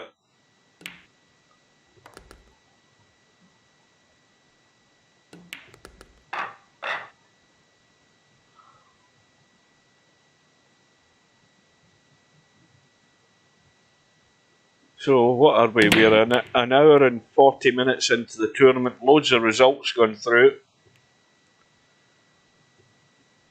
I think didn't hear anything go in. The break is dry. No shot for Potman. Unless he wants to jump over the edge of the 6 ball to play the 1. In fact, I think I'd be more inclined to try that.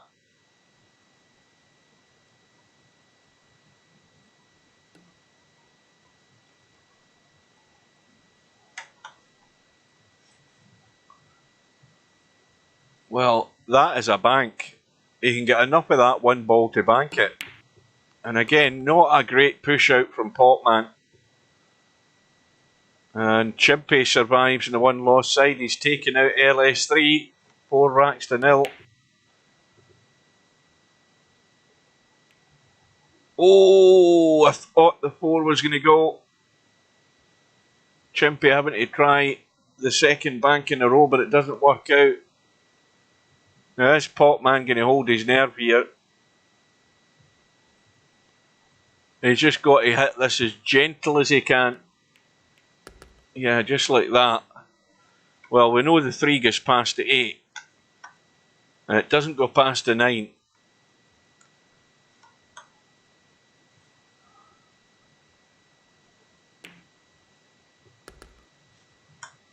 Right. 5 ball. Let's have a look. 5 ball goes in clean. Well, he doesn't want to go to the rail though. He doesn't want to go to the rail. You want to have enough room to control this cue ball. Again, he can, let's have a look, how does that look from there? He can just drop that in, go to the rail and still be on the 6. I don't see a problem here. He's played a big stun there, I don't even think he needed to play that. Again, he should be okay though. I mean, the 8 and 9 are very handy with one another. 7 ball over the pocket pretty much.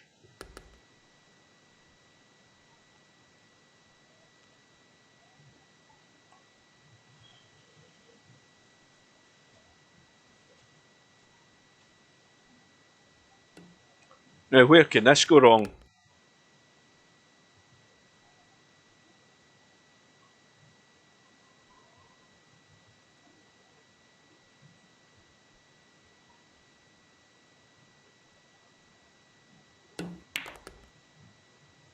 So Popman survives. He goes through in the final rack decider against DJ Simon. 4 racks to 3.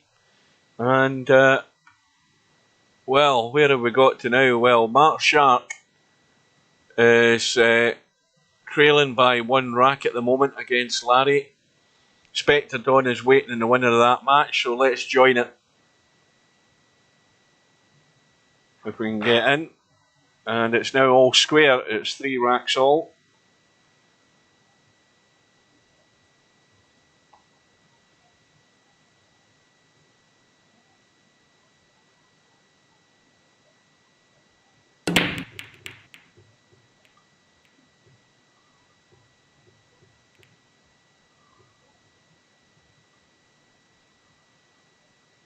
Well, I've just read that, Larry. Well, Larry's playing, so he probably won't hear us now, but I was just going to say, can you not switch that off?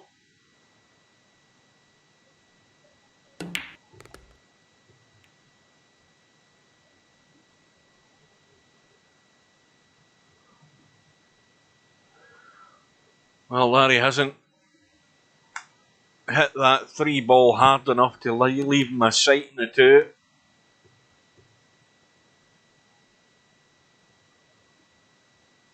Of course, Mark Shark is getting the 8 ball here.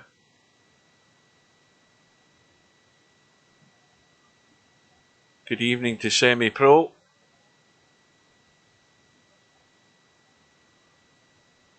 Well, he'd be unlucky to hook himself. Well, he's trying to take that out of the equation by killing the cue ball and stunning it, and that's worked out nice. Well, now he's got to get behind the 5 and out up the table for the 4 into the side.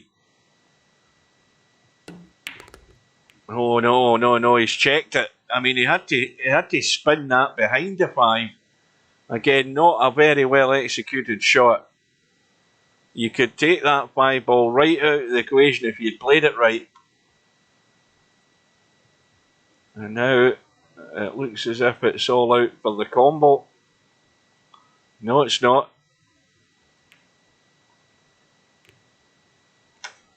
What's he left?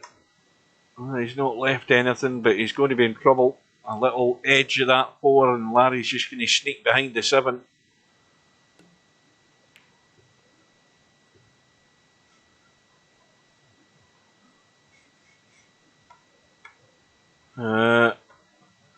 Now this is a this could be a possible billiard here. Yeah, that's what he tried.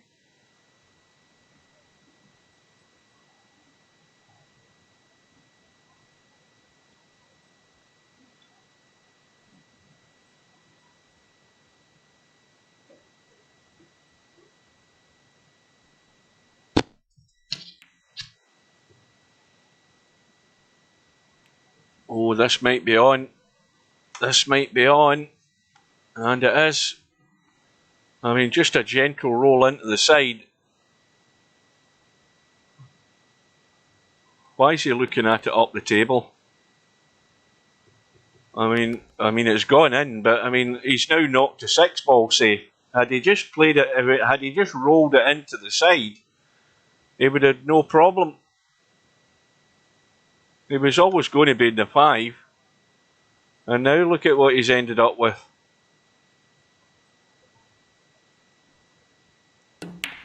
Well, the next objective is to stay this side of the table, and he's gone too far, because if he had stayed this side, he could have played the billiard off the 6 onto the 9, or at least had a good go at it. Well, I think I'd be thumping this off the rail and trying to slam the 6 and maybe get a billiard onto the 9 that way. That's what I'd be doing. I'd be giving it a proper slam. But maybe that was a more sensible shot, come to think of it. Now is Larry lining up the combo. He's having a look to see the line for the cut on this 6 ball onto the 8. I think he's got to have a go at it.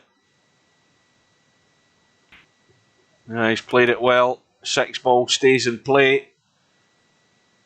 Now, the cut into the side, you're always going to be on the 7 ball. There is never a shadow of a doubt. Cut into the side.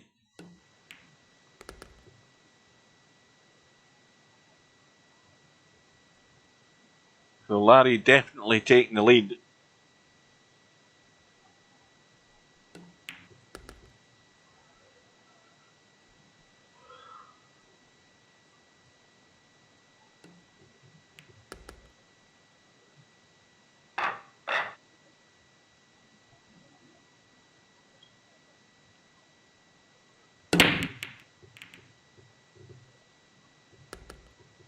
Now I think the 6 went into the side. He's got a shot in the 1. The 2 ball is up there in the top left hand corner pocket, and he's got to get into the gap. Now if he gets into that gap, he can pot that, come down this side for the 3, and I don't think he's got there, has he? Oh, it's tight. Yeah, he's just got there, but of course having to play it with left English, as soon as it hits that rail, it's checked up, and he couldn't get down onto the 3.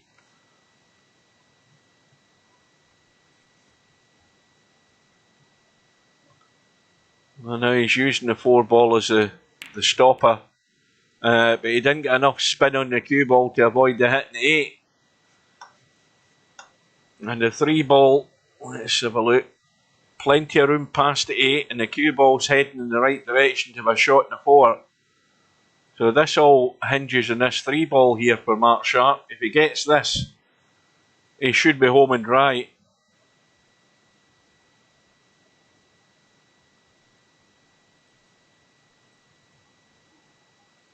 I don't. Again, you look at the shot, you see the angle. If you miss the 8, the 3 ball's got to go in. Oh yeah, is it going to hold the pocket? No.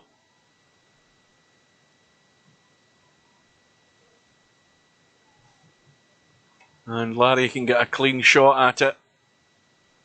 And Mark Sharp's opportunity, well, I was going to say his opportunity's gone, but Larry's getting to that too much. I mean, this is, well, I don't think that's cutting. It looks far too thin. I mean, you can blast it. I mean, really blast it with absolutely no control over what you're doing. But it's extremely thin with a huge amount of pace if you're going to try and get that in, and it was never on. So once again, Mark Sharp with an open invitation here, cannot waste this.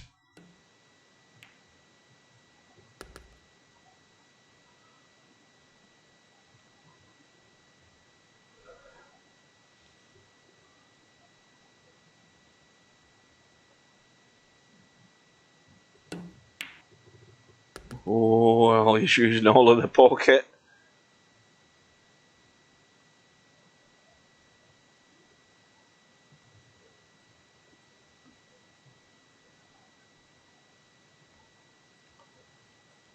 Well, there's nothing wrong with getting right over onto the rail here, because he's inside the 8 ball, so you can just stun the 8 in and stun out to the left. He looks as if he's going forward, and yeah, he's going forward. Still got there.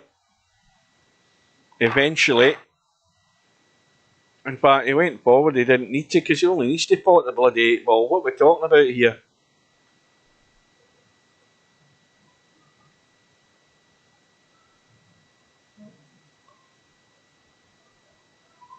Well, when he potted that 8 ball, he went forward. And I think Mark Sharp is forgetting that he's getting the 8 ball. Because he didn't need to run the cue ball there at all. I forgot all about it. But that's my excuse. Well, Mark Sharp's break has come up. It came up, well, I say it came up dry. It didn't. The 9 ball went in, it gets respotted. So he stays at the table. And again, he's got this little tight cut past the 7. I mean, it's a comfortable shot past the 7.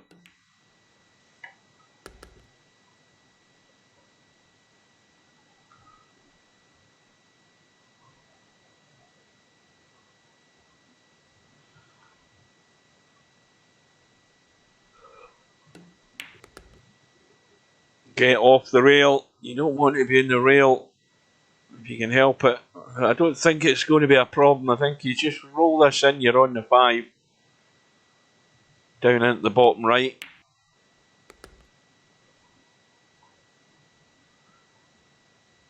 And just roll through past the 8 ball. Just let the cue ball roll. 6 into the bottom left.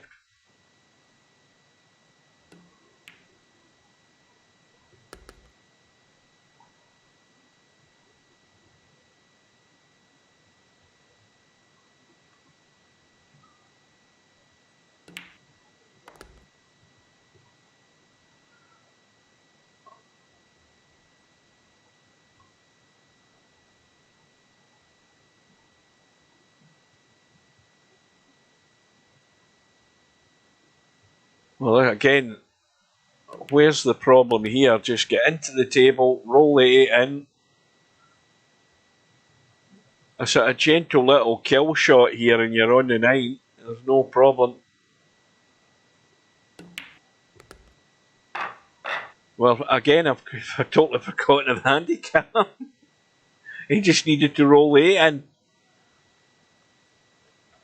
But Mark Sharp's got the lead.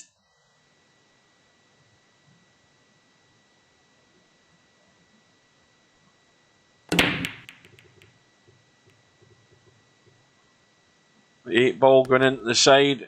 A little 1-3 combo. 2 ball is very handy where it's sitting. Everything wide open.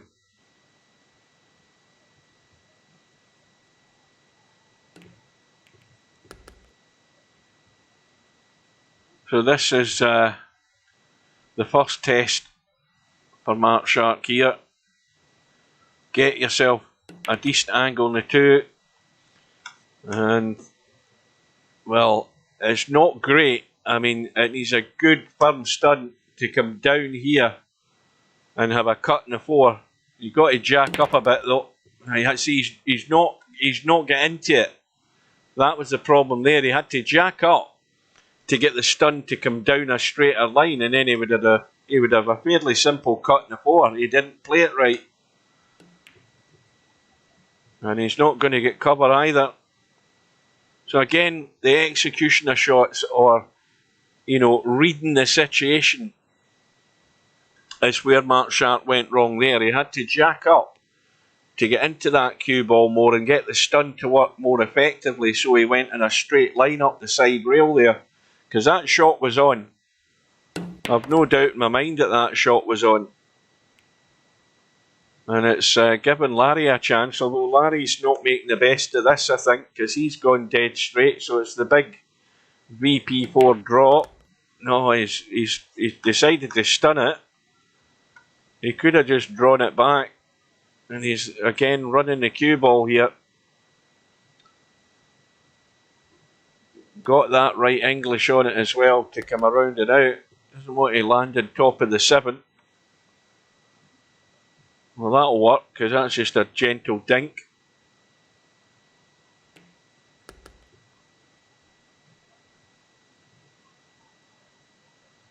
And just a roll through onto the rail, and we're back all square.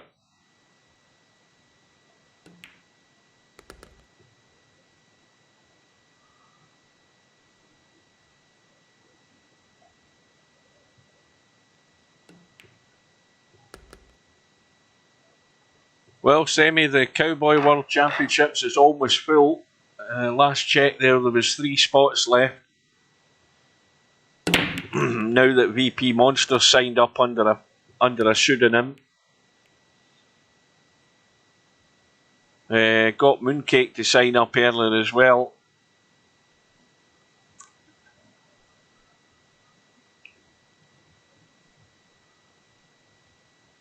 Now, what does Larry do here? I mean, the 2 ball goes past the 9.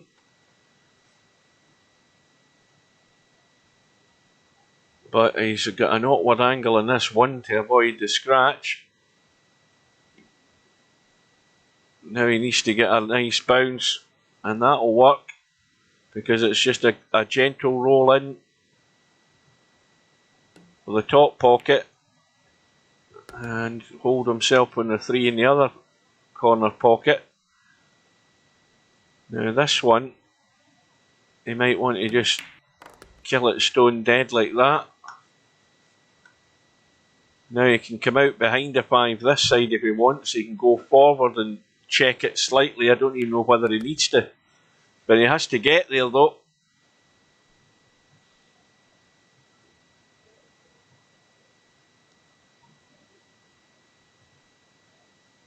And Chimpy survives on the 1 loss side. He's taken out Bankster. 4 racks to 2.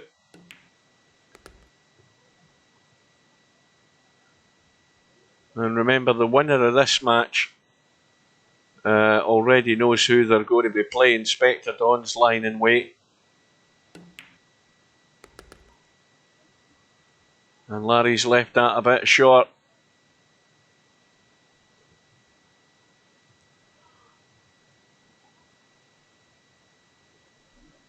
He wanted this a wee bit more comfortable than this.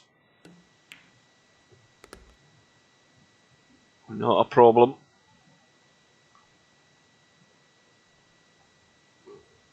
So Larry now back into the lead and 1 away.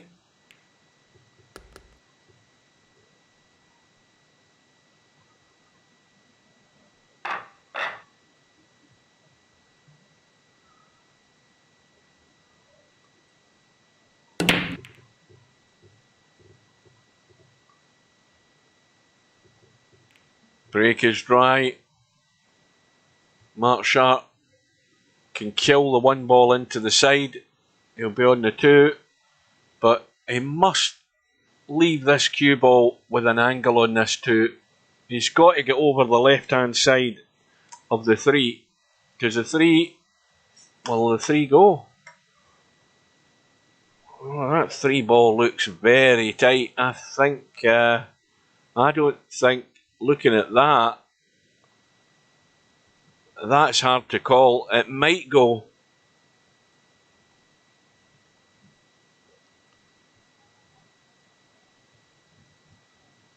It looks very, very close. That 3 ball onto the 7.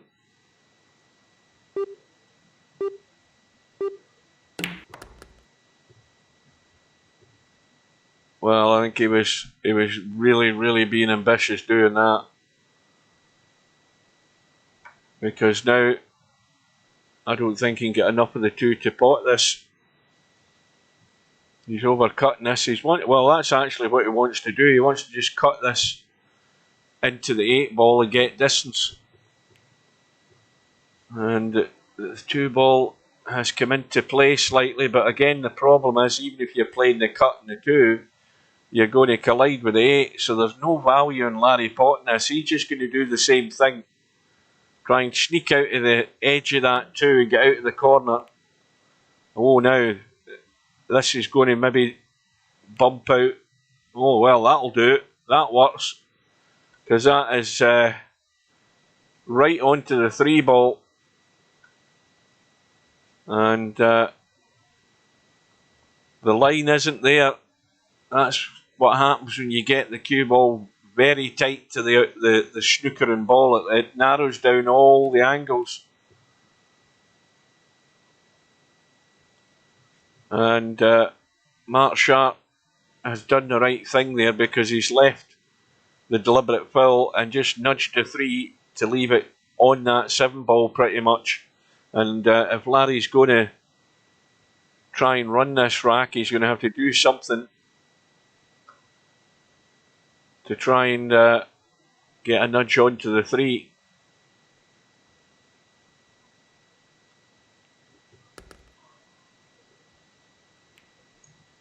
Well, that's one way of doing it. Still needs another good one. The cut in the 2 is reasonable enough. And he's going to hit the 7, and then he needs to get a lucky roll here, I think.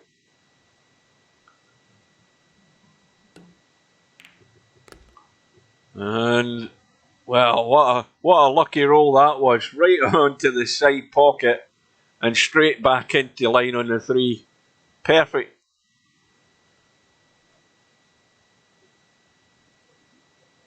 And a nice angle to get up onto the 4.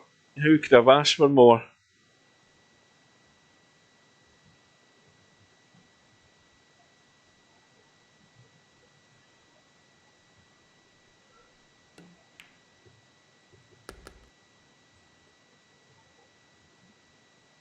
Well, this is in the bag for Larry. I have to say, he got the nice little roll that he needed there. And now he's pretty much an odds-on certainty to go through to what will be the hot seat match again, I think. I'm pretty certain it is. Against Spectre Dawn. So, just kill the cue ball or gently roll it in, keep the cue ball in play. And this is done and dusted. So Mark Sharp is going to move over into the perils of the one lost side. And Larry through for yet another meeting with Spectre Dawn. So Larry wins it by 7 racks to, what was it, 5? And a quick look at the bracket. So Mark Sharp moves across, probably going to be, yeah, he's going to be playing Popman once that updates. And down in the bottom half of the draw, we've got Chimpy just started against Stepan. But we are going to be going into this match once it updates. It's taking a little while to update. There we go. Larry now, in fact, yes, it is the hot seat match. Larry through to play Spectre Dawn. And then, of course, the loser of that match will move over into one of these spots to play one of these 4 guys that are still left in it there. So that's where we stand. Let's get in. And they're just about to lag off for the break.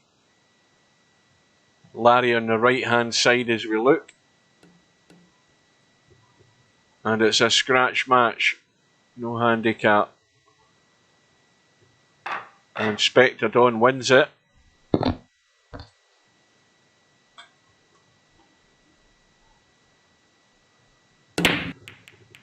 Nine ball goes in the break. 9 ball will come up. Spectre Dawn staring down the 1 ball into the side. 2 ball is up there in the open. And this rack is over already. Because they're all there.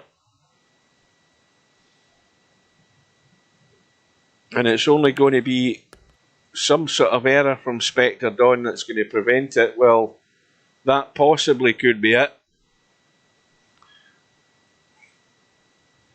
Well, that I think it's far easier to play the billiard onto the 8. But he's got to bump this to get the 2 ball out into play. Now he needs a roll of the ball.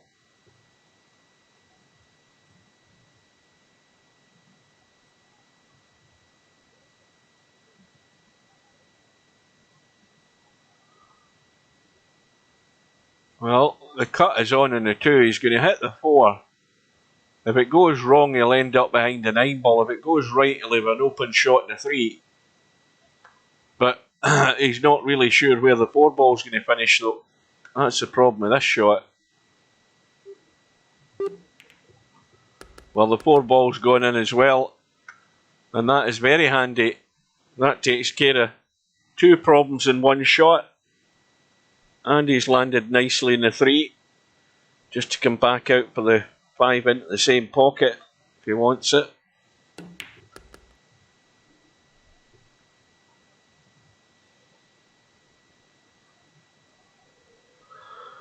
Well, he's got himself hampered. I don't think he wants to be too adventurous here. Just roll the 5 in. Get the cue ball through. Past the 7. Oh well, he's still okay. He could have easily pushed that 7 right on top of the 6 there, but he's fine. And he might have ended up going 2 straight in the 7 here. No, he's got an angle. He's got enough to work with.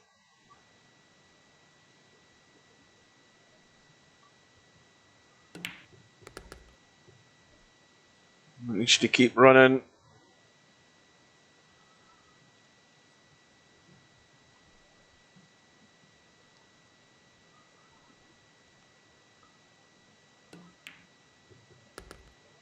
And in it goes. A strong start from Spectre Dawn, a break and run.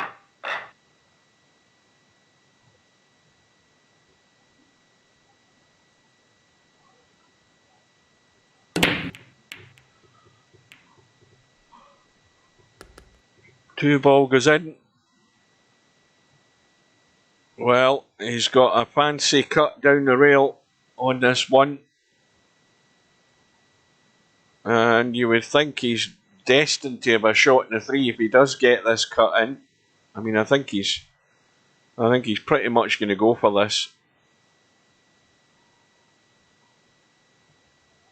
I'll be very surprised if he doesn't.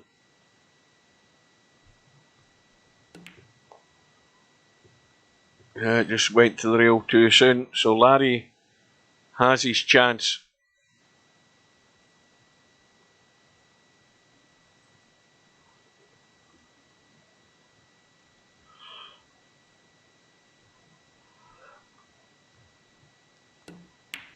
Oh dear. We might have got away with that as well. He's got away with it big time, I think. Yeah. Well, there's a chance this one could go in. He's hit the right side of it, and again Larry gets a second bite at the cherry.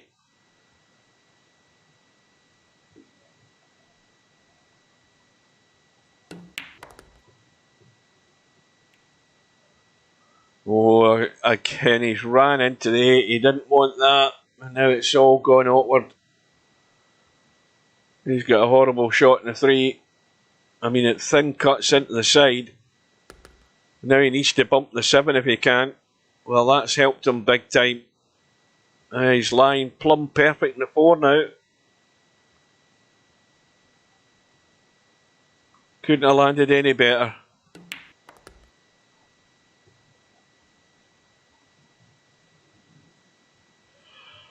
Oh dear.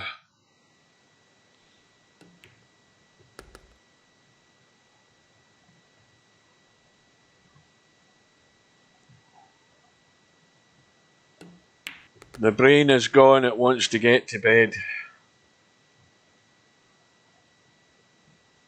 Well, Again, just a nice little stun with this 7 ball out into the table with the cue ball.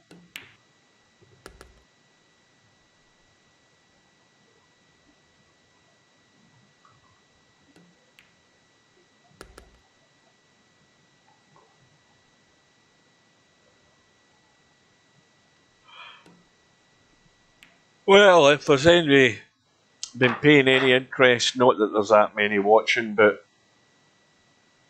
if there's anybody been paying any interest in the UK Championship qualifying, I suppose the big headline this week is Jimmy White at the age of 60, having gone through 4 qualifying matches during the week. He's qualified for the last 32 of the UK Championships. And it's been about 10 or 12 years since he was last there at the tournament. And he plays Ryan Day in the last 32. Now, Ryan Day should be far too strong for him. But then again, you could have said that about Stephen Maguire, because Stephen Maguire from Scotland was one of Jimmy White's scalps in those qualifying matches. And Jimmy beat him by 6 racks to 4, I think it was, or 6 frames to 4. So he's had some good wins, but his problem at his age is just any level of consistency for any lengthy period of time. And he's already on borrowed time now that he's in amongst the big boys, playing a last 16 player or a top 16 player. It's going to be a tall order. But well done to him for coming through those matches. Is there a way to keep the resolution set on the highest setting rather than the default of 144? I don't understand what you're getting at, Semi-Pro.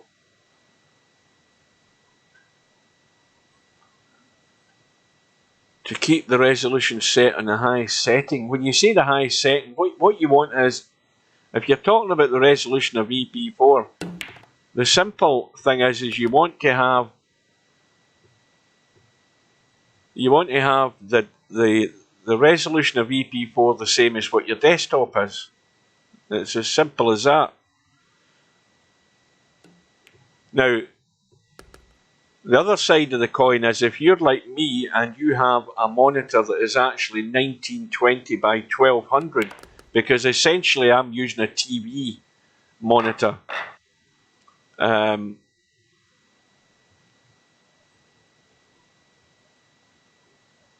what you need to do, Semi-Pro, is that's nothing to do with EP4 though. I now understand what you're talking about. What you need to do is first of all, if it's defaulting to 1440, then that's because that's what your default resolution is in your monitor, and you shouldn't be changing anything. I'm broadcasting in 1920 by 1080 because I've changed my desktop size, and that's a different thing.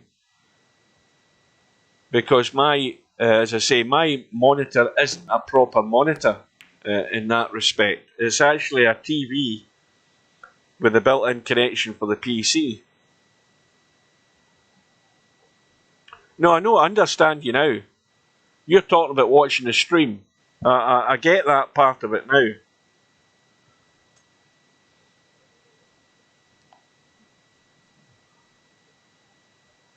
Well, right. Let's backtrack here. Let's backtrack.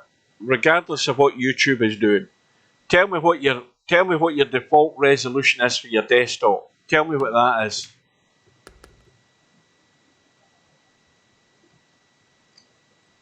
Is it a fancy widescreen monitor?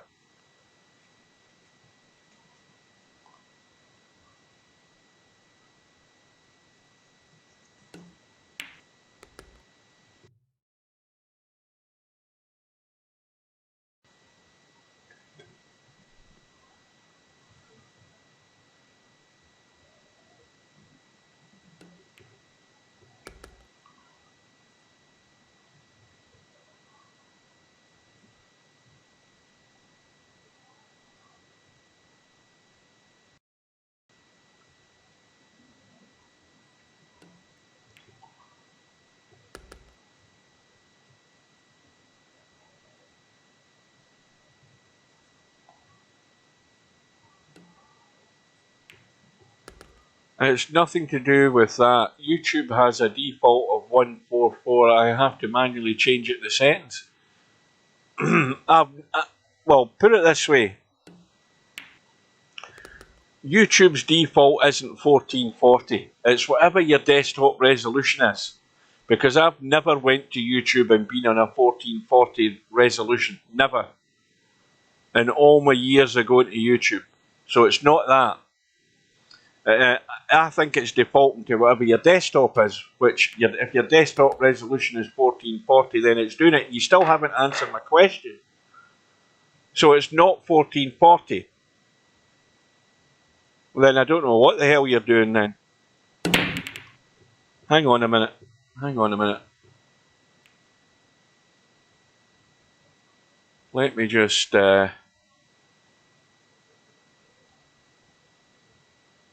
let me just go to the lobby and paste this into the lobby. Hang on, I'm pasting my live stream in the lobby right now, and I'm going to click on it. Right, so now it's going to be frozen because I'm tabbed out. Right, so now it's going to be frozen because I'm tabbed out. Hang on. Right, so now it's going to be frozen because I'm tabbed out. I need to try and get rid of the bloody volume. Hang on. Right, so now it's going to be frozen because... Right, let's get rid of that. So let's have a look here. This is because I'm in the internal browser, but it defaults to 1720. But if I go in there, that's the broadcast setting. Now, 144p, that is really poor. I understand you now. That is really crap resolution. And I don't know why it's defaulting to that. I have no clue why it's doing that.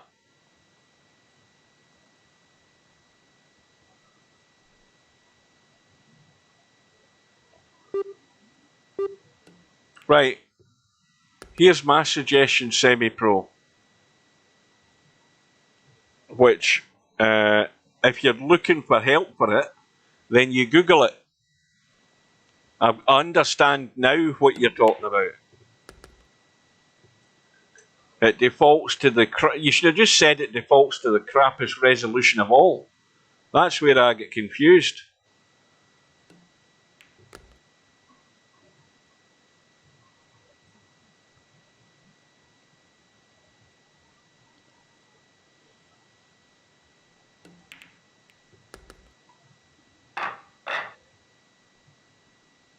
Now, that's the first thing I would have done. I'd go to Google, why does YouTube default to the lowest resolution? And somebody, I can guarantee you, somewhere on YouTube will tell you what you need to do to fix it. I guarantee it, 100%. And then if there isn't any help for it, then it's your system. That's the standard Solaris answer.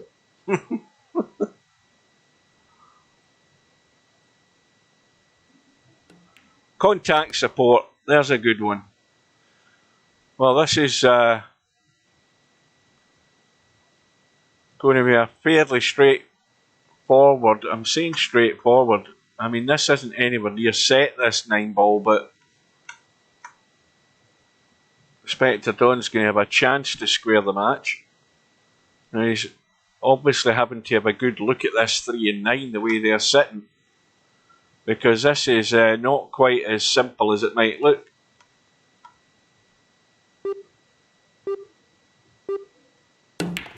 Now he's trying to bump something here. And has he landed in his feet? He most certainly has. That worked. Now he's going to have to do something similar with this 5 and 8 ball, I think. And he's got the angle to get this cue ball running and get a bump.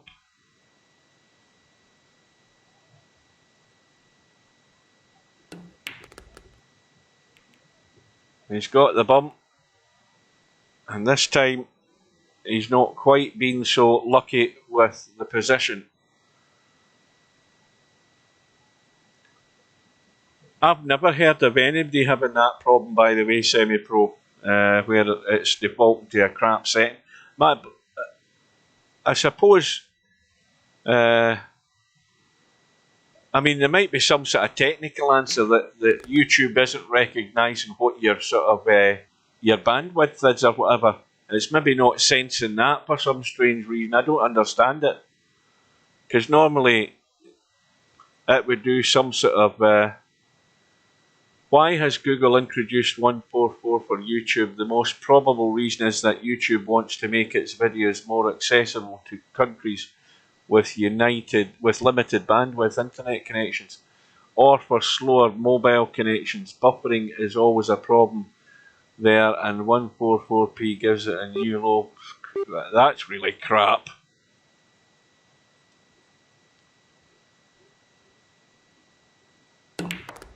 So are we thinking that this is a new thing that YouTube is doing? Is deep? Well, it's not happening to me. I know that. I mean, I could get in and out of YouTube all day long, and it never defaults to anything stupid. Well, Spectre Dawn is still at the table, believe it or not. And this time, oh, he might have got lucky again here. He might have got lucky again. He's not leaving things simple for Larry when he's missing.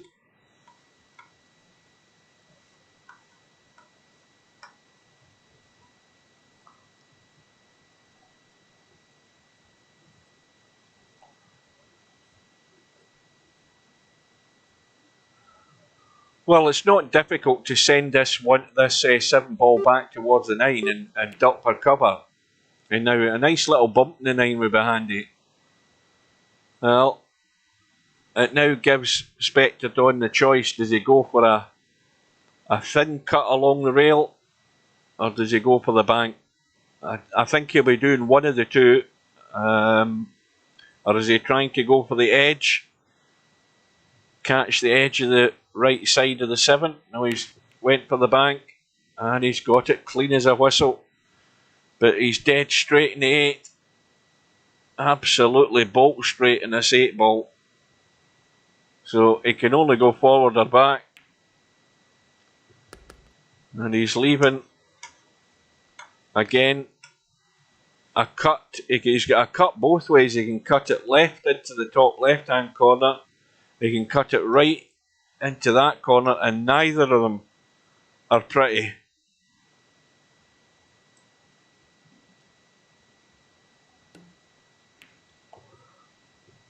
But this time, Larry's going to square the match.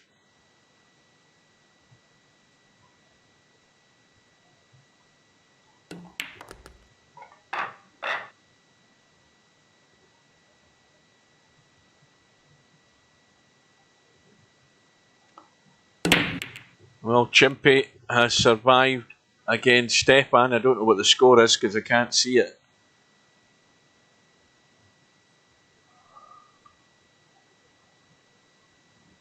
And Larry with a 4 ball in the break, a 1 and a 2 very handy, the 3 ball in the open, 5 ball, well, it can be got at. It does go into the side, which is actually handy because when Larry comes out and pots this 3, he's got that to consider whether he wants to roll the 5 past the 9 into the side. It means he's not moving the cue ball a great deal. It means all he's doing is potting the 3 and coming out for this 5. Well, the angle he's got in the 3 now is not going to allow him to do that. He's going to have to come up into the table, I think, or is he going to try and hold it?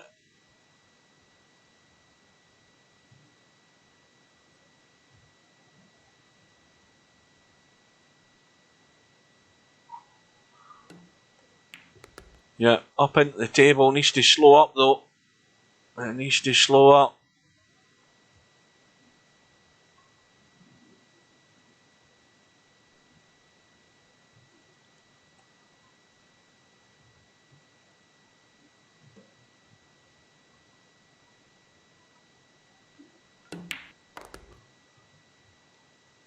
Oh, this needs to keep rolling as well. And he's just got there, I think. And he's got to spin this cue ball. He's got to pot the 6 and let this cue ball spin into this 7 ball. I think. I mean, he could actually stay and play and cut the 7, but the angle he's got is too much. I don't know whether ideally he wants to bump into the 8. Well, that'll work both ways because he should have nailed on this 8 ball, and that will do. And Larry's in full control here now in this rack.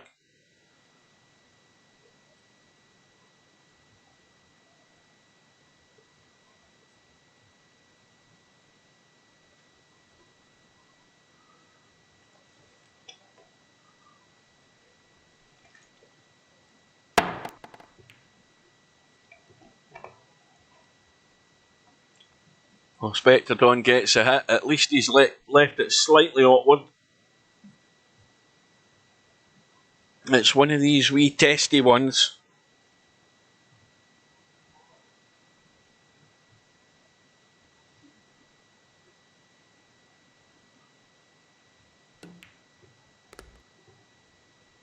But comfortably played.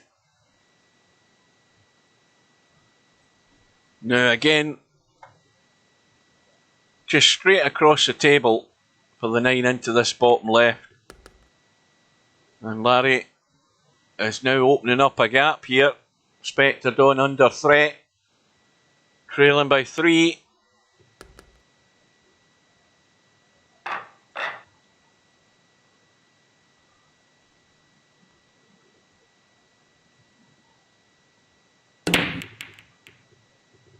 And the 6 ball goes in.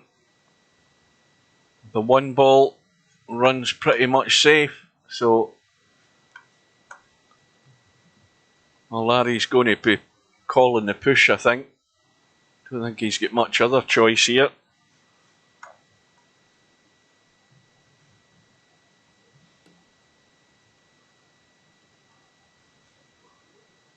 Well, I know what I'd be doing. You can see the left side of the 1. I'd be going off there and trying to come down behind the 3 and 9. Well, he's using the 2 and 4 instead, and now let's have a quick look. I don't think that's working because the only danger here for Larry is he's heading towards the 5 ball with this 1 ball, and that'll keep the 1 ball in play. Yeah. Well, that's not bad. I mean, that was played at the right pace to make sure that the 1 ball wasn't going to really be exposed. I think I got that wrong. That was Spectre Dawn, and Larry's Larry's played the sucker shot there. Thin edge of the 1 and scratched straight into the pocket. He doesn't want to see that in a replay again, Larry. OK, fixed it now, defaults to 720. Well, are you actually watching this on the PC or your phone? That might have been the question I should have asked you. Aye, that might be worth asking. I mean, I was on YouTube this morning at work on my phone, and it never defaulted to any lower resolution.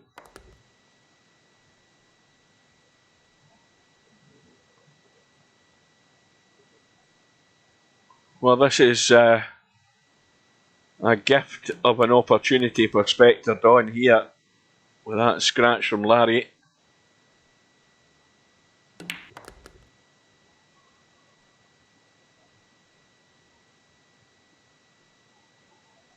Mind you, when I'm at work, I'm on free Wi-Fi anyway, so can watch it at whatever resolution that's the best resolution that's available.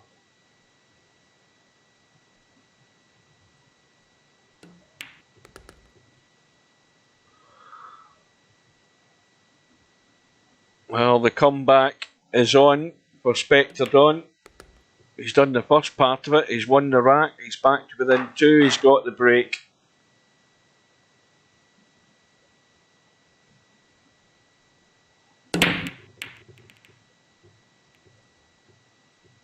But the break is dry, and I think this cue ball is run safe. Or has it? Yes, it has. And well, Larry might fancy jumping this to pot the 1. The cue ball's going to have some sort of pace in it to run around if it can.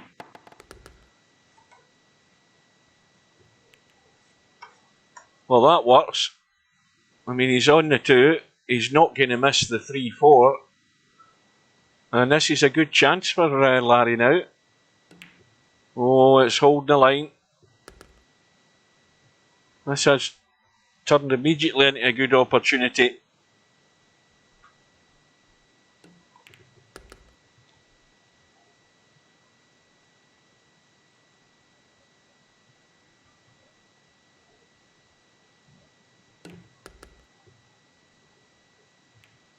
Oh, what's he done here? I think he's okay. He's just okay, and Potman survives. He's beaten Mark Shark, a fellow VP4 TV team member, by 4 racks to 2. 7 ball goes into the side, no problem. And Larry will be in the hill.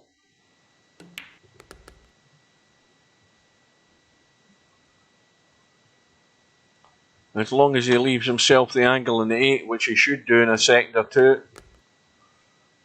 And that's fine. I mean, he can just cut this in and drop down in the shorter side of the 9. He can stun down, whatever he wants to do. He's got the choice of doing either. And a comfortable cut in the 9. We'll see him on his way.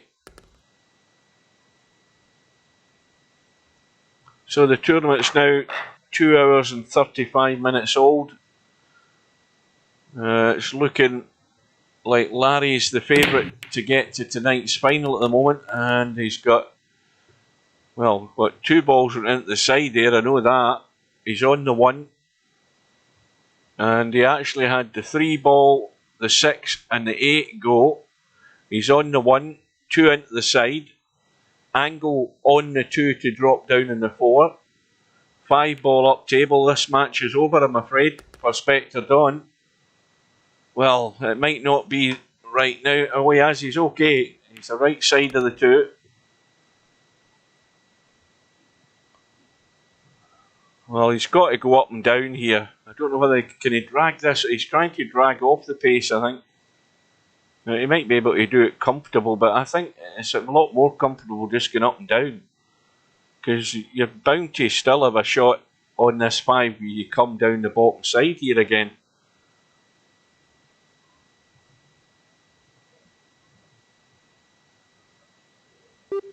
Yeah, he's going up and down.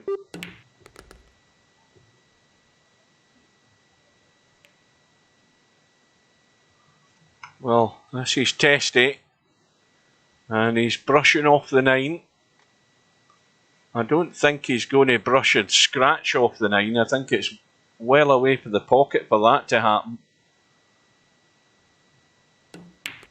And lo and behold, the commentator got it wrong. It went straight into the side pocket. And Spectre Dawn lives again.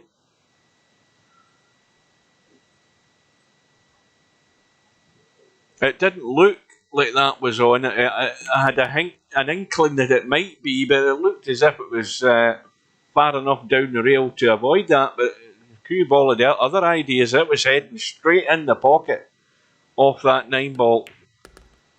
And that's a lifeline for Spectre Dawn.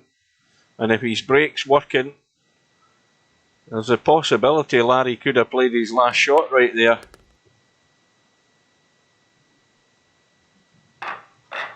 So here we go. Trail number 2 with the break. And Spectre Dawn can't make a mistake. He tried to scratch there. Stays in the table. The 8 ball is gone. And this is not a gimme. This 1 ball. Slightly blind pocket cut. But right in the heart of the pocket.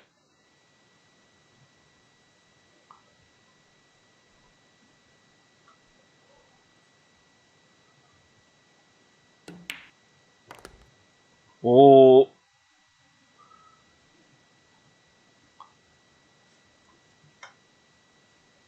He's okay, he's still got the shot. Problem is the cue ball wants to obviously come down this end of the table where he's not really going to have a shot in the 4. So he's going to have to work this big time or leave the bank. And in fact, he can actually leave the cut. I mean, he's going to be unlucky not to have a shot in the 5. This will cut, but it's thin.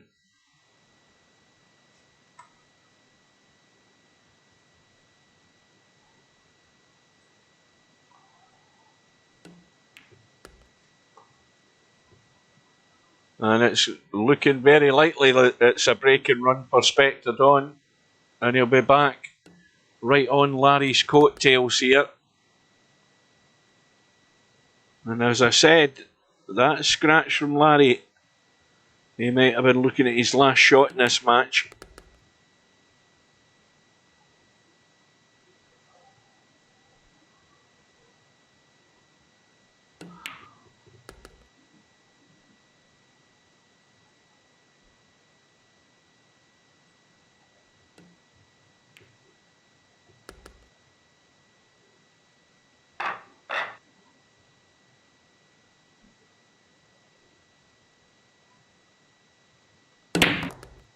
And again a ball, I think a wing ball straight into that top right hand corner. But nothing doing in the 1. What went the 7 ball went in the break.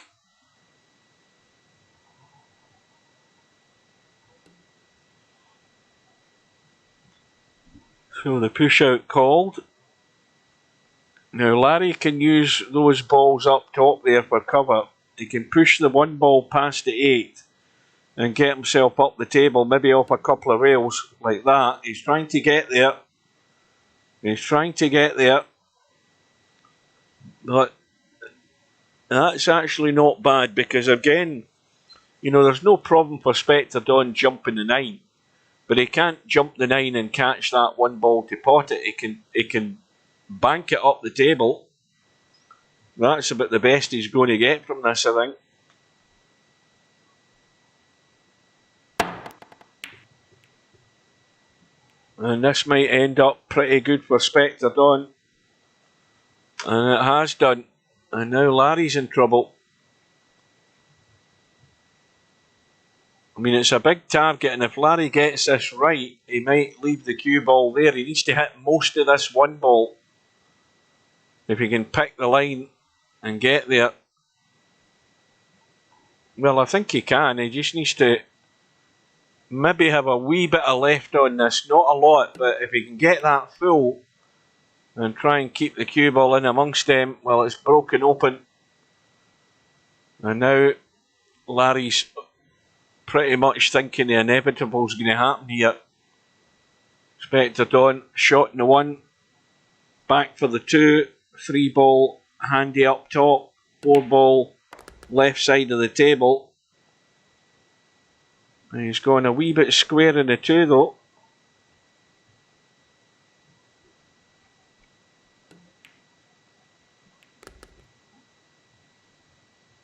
And now I think he's hampering himself with the 4. Let's have a quick look. No, he's okay. So, somewhere down table here for a shot in the 4.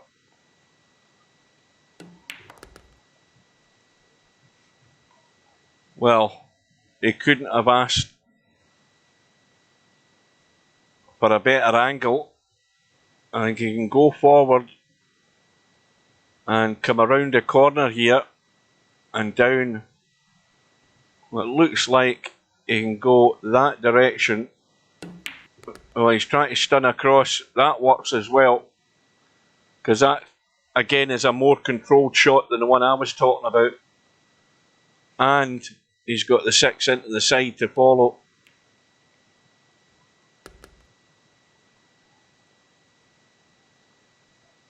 It's all to do with what you're comfortable in playing. And Spectre Dawn chose the more controlled shot to work with. He was, brave enough to play the right shot, and that's the thing we talk about. You've got to play the right shot for where you're sitting and what you're comfortable in doing, and being able to execute it, and he done it perfect. And all of a sudden, we're in a final rack decider to see who gets through to tonight's final. Inspector Dawn's going to have first go here with the break. And again, a wing ball flies in. It's a 6 ball. And that 1 ball, though, is going nowhere there.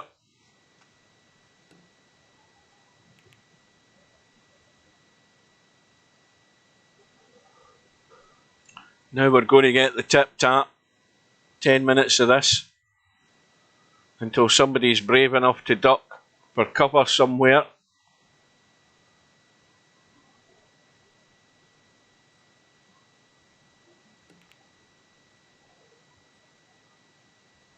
Right, while they're at this, I'm going to take this opportunity to have a bathroom break. I'll be back in a minute.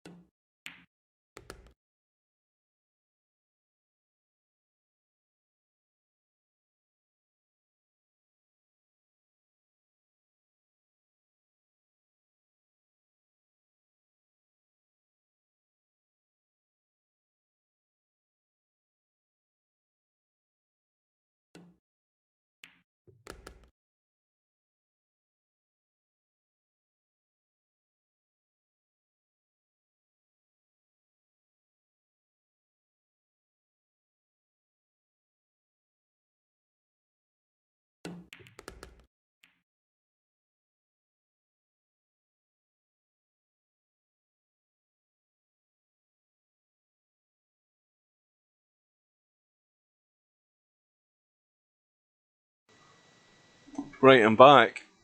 So obviously the tip-tap situation has resolved itself. Larry's got again a testy 5 ball, and that should be the shot that wins him the match. 7 ball comfortably off the rail.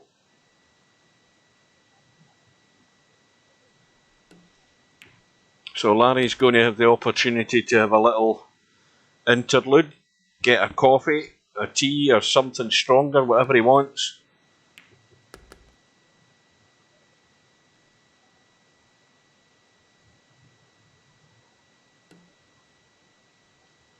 So Larry into tonight's final. Spectre Dawn right over to the 1-loss side. He's going to have to battle on there. So a quick look.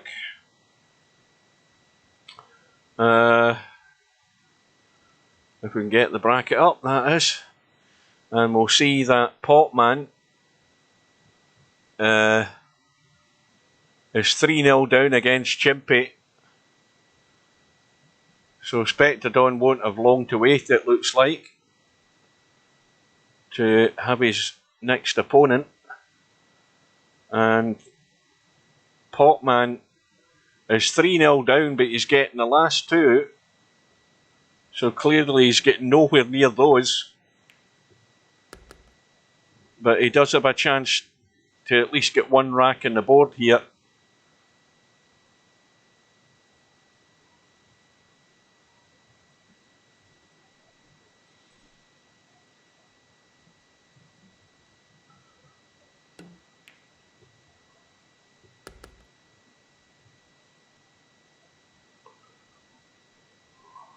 Well, if he just stays inside the 7 ball, it's an angle to get out and across for the 8. Well, you see, he's gone and left himself pretty much straight. So he's got to stun this in or go forward. Whatever he's going to do, he has to get the cue ball out. So just this 8 ball to get him off the mark. And don't scratch in the top left-hand corner pocket with the cue ball.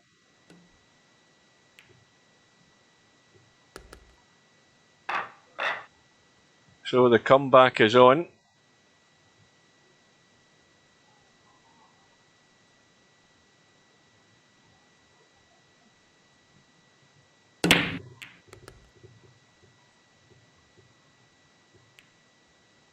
And a ball in the break. 7 ball has gone. 1 ball is there. 2 ball is there. 3 ball in the... This is a rack. When you come to the table at this situation, Potman, you've got to be running out and not running and hooking yourself behind the 8 like this is threatening to do. And he's okay. Just okay and no more.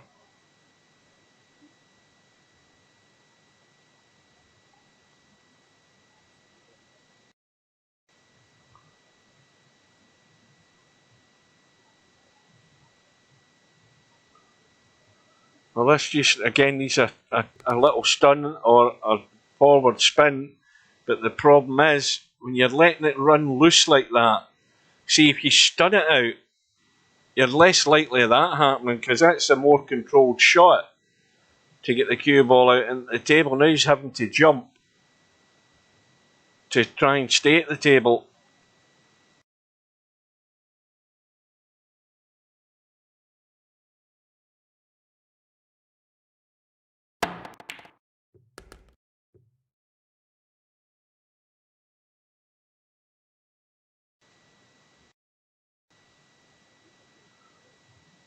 Dodgy cut in the 4 ball.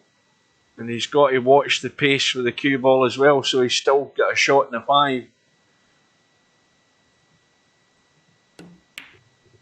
And that was well done. That was a good shot. That's exactly how that needed to be played.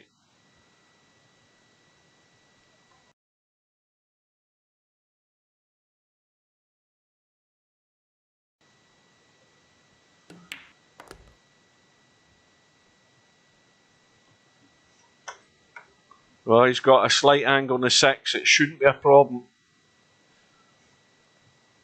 Just enough to get out into the table, get a good line in the 8, and a roll in the 8 to get back to within 1.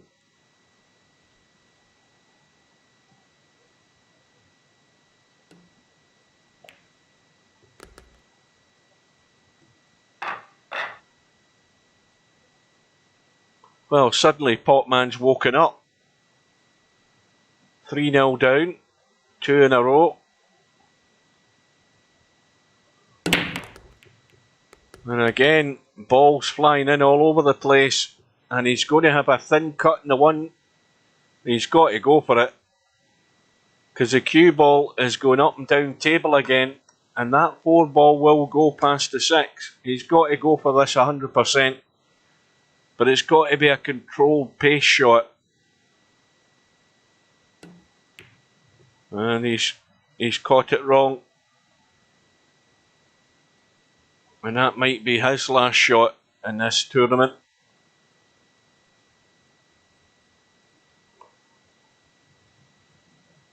Because I don't think he hit it hard enough for a start.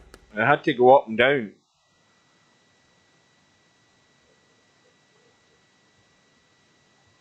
And, well, I don't think Chimpy's going to mess this up. The 9 and 8 ball are too handy to that 7 ball for him to make a proper cock up here.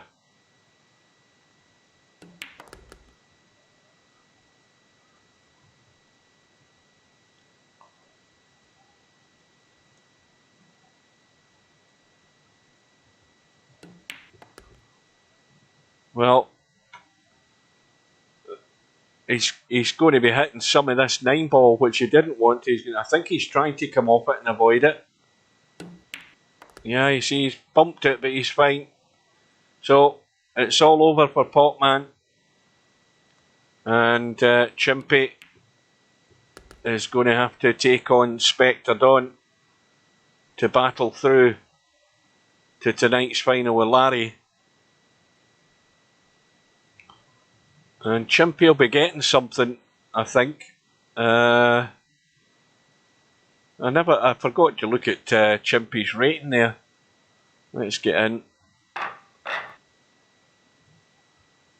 We're first in. Yeah, Chimpy will be getting something. He might be getting, I think he might be getting 8 ball at best here. I don't think he'll be getting last 2 or anything like that. I think he'll be getting, no, he's getting a 7 ball. So Chimpy in the right hand side.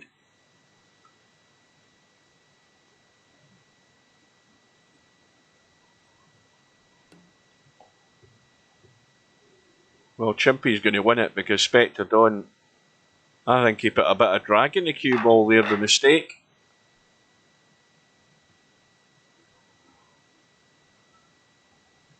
Well, good evening to Potman. So Potman, this excuse you gave about not playing in the league, you've got into the money in Friday night 9 ball, so that's a useless excuse.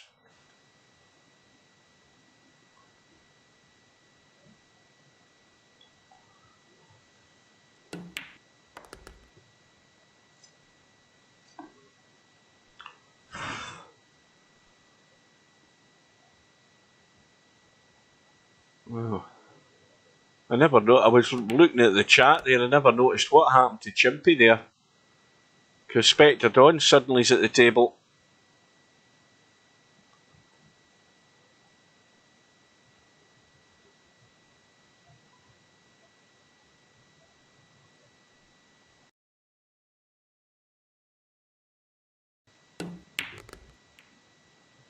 Oh, that might be going safe. I think it pretty much has.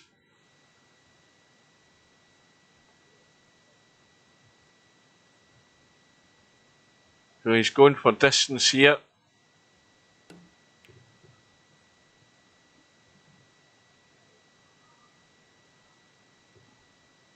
Has it not quite get the legs, but that might be a good line. Oh, it has got the legs. It's worked out pretty well at the end. I didn't think he had the cover, but he has got it.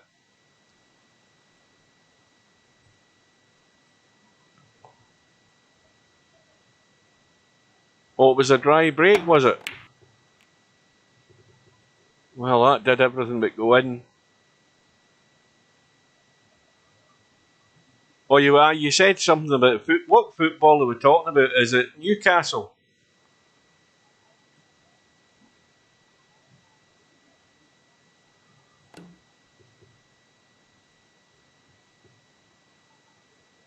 I'm surprised he didn't go up and down there just to kick that 4 in. I mean, that was a huge target. What is it, starting at 5:15 or something stupid like that?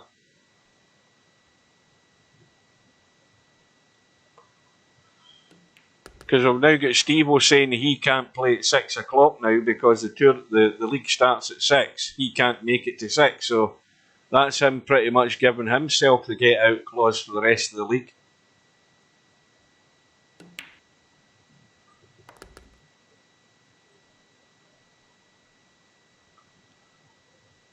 Now, of course, we're going to state the obvious here, Larry. All your drivers are up to date.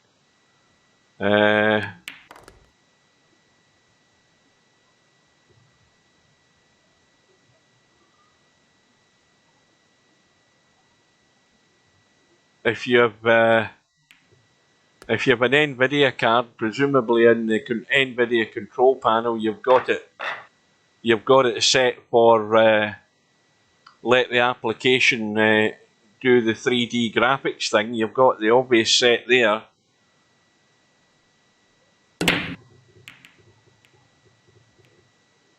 Five balls going in. No shot in the one.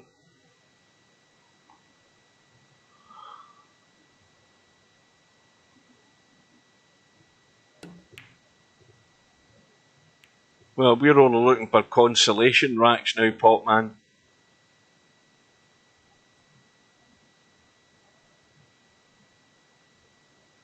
I think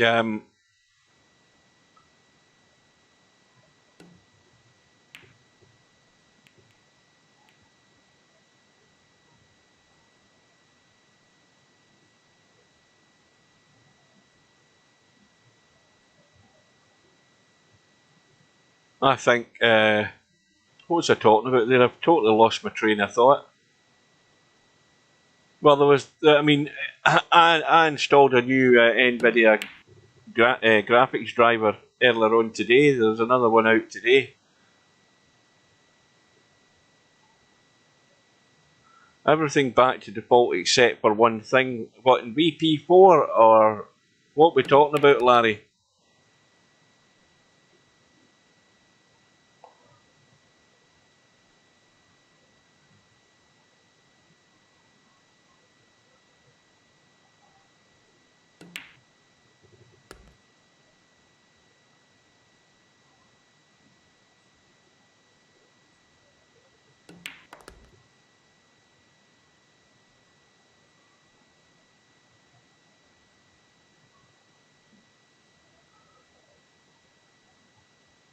Have you actually? Here's a thing to do, Larry. Have you been onto YouTube to put the individual settings in your NVIDIA control panel for the best settings for gaming? Because there's a couple of videos on YouTube for that as well, where you can go in and set a manual setting. Yeah, well, I would try that. Take an hour and go onto YouTube and put just type in the search thing, best gaming settings for NVIDIA cards, and there's guys on it who'll tell you what settings to leave on and leave off, so that your NVIDIA card's at the optimum settings.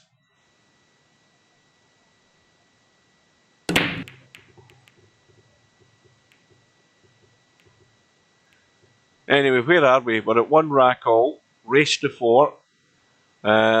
Spectre Don's break is dry. Chimpy's got a shot in the 1. He'll be able to come into the middle of the table for the 2 into the right side. 3's in the open, 4's in the open, 5's there, and 6 is going to be the problem. Because I don't think the 6 and 9 are set into the side. No, they aren't.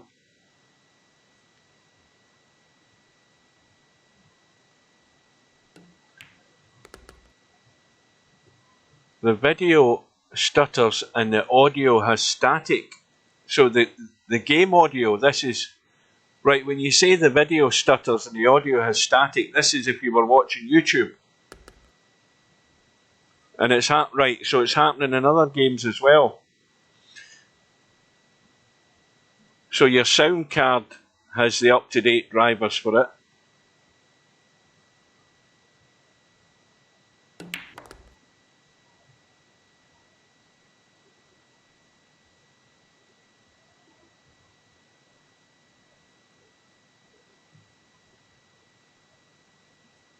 Well, if he's got an NVIDIA card, he'll already have GeForce Experience. It'll be installed. Well, there's a big miss by Chimpy. Focusing so much to get across for that 6 ball, he's forgotten about the 5.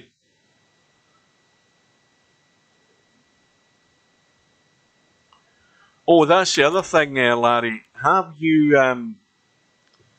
here's a question. When you install an NVIDIA card... right, so when you install an NVIDIA graphics driver, do you do the express installation or do you do custom installation? That's the first question.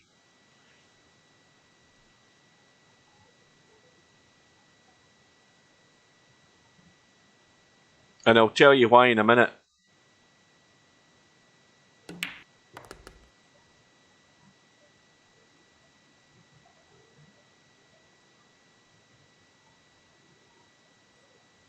because it might be an audio driver's conflict. Well, I'm getting to the point if Larry tells me what he does when he's installing his graphics driver. I'll tell you in a second. Right. Well, here's my solution, Larry. This is one thing you want to do, right? First thing I would do is uninstall your graphics driver, right? And or revert back to the previous one. And then when you come to before you do anything, go into your sound drivers, find them, and delete the NVIDIA audio driver. Delete it, right? Delete that out of your drivers. Delete it and get rid of it. And then, because that means then you shouldn't have a conflict between the NVIDIA one causing any interference or any problem. It's always a process of elimination. This ain't going to fix it, probably, but it's one thing to try. So get rid of the NVIDIA HD audio driver or whatever it's called. Get rid of that. And then, if you revert back to your previous NVIDIA graphics driver, what you basically want to be doing is reinstalling the graphics driver, but doing it under the custom installation, right? There are two extra things that the NVIDIA card installed. It installs this 3D audio thing or whatever the hell it's called, and the other one is the HD audio driver. So uncheck two of them and only install the graphics driver. So if you do an express install and only install the graphics driver, then you're taking the HD audio thing out of your drivers in your audio settings. Then you're going with your audio driver that's there for your sound card. Yes, you don't have to get. But if you do the custom installation, Larry, that's why I'm asking you about a custom installation. It allows you to uncheck those two things that you don't need. You don't need those two things that NVIDIA install. You only need your sound driver that came with your PC and goes with your sound card. So that the HD audio thing and the whatever the hell there's two other things you uncheck. Basically, the only thing you let go in is the graphics driver, which is grayed out anyway, because you have to install one thing. So, but the first thing you do is uninstall that audio driver before you go and reinstall your graphics driver, and then do the custom install. And don't. The only thing to install is the graphics driver, and then do a restart, and then see where you go from there. Because if you then get the same problem, then at least you can eliminate that it's the physics thing, that physics crap. You don't need that. That's the thing I'm talking about. The physics thing and the HD audio driver, the NVIDIA one, you don't need it. Because don't forget, I was messing with all of that stuff when my PC was shutting down and restarting, thinking it was all sorts of things that was causing it. And I went through all that process of elimination, but for what you're talking about, there's something conflicting and causing issues with audio. So you want to make sure you're just running with what your base audio drivers are for your PC or your sound card. You know, Realtek high definition audio or whatever that is. That should be already on the PC if it's a Realtek thing. Well, Spectre Dawn on the hill. Chimpy's getting that 7-ball. Is he going to get another shot at it though? Because Spectre Dawn has got a couple of balls to break. The 2 and 8's gone. This one will squeeze past the 7. But it's not that's the problem. The problem is where this 3-ball is. He's got to get right into the cue ball and don't hook himself behind the 4.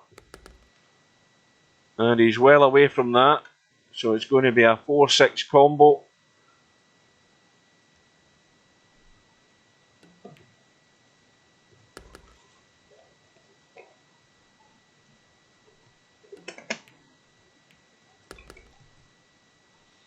Anytime I install an NVIDIA graphics driver, I always do custom install, and I always make sure that I uncheck those 2 things that you don't use.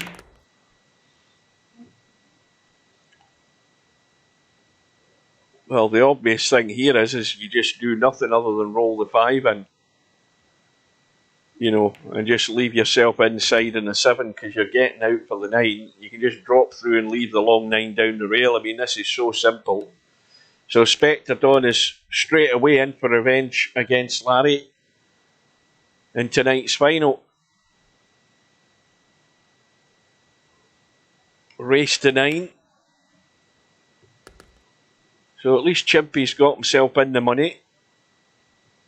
But it's Spectre Dawn that marches through for revenge against Larry in tonight's final. And we will get right in there straight away. Oops, hang on a minute. That was quick. I've hit the cancel button there. I'm going so quick here, I'm hitting the cancel. Look at this. Right, that's better. Room entry field. Right, that's still the original match. That's why I can't get in. Somebody's fallen asleep in that room. No, it's saying no spectators. Is that the new one? What one's right? That's the one that somebody's asleep in. I wonder if that's is that Rob that's lying asleep in that room. Anyway, we're in the right one.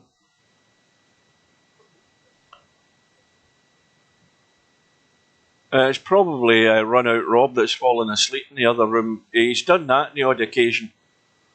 And the fact that he's not answering us in the stream suggests it probably is him. Right, I'm into my reserve bottle of water.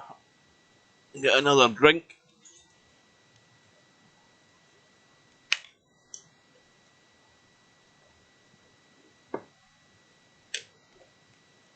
Oh no, it's not. Robert's awake. Well, let's go and find out who it is then. Who the hell is it?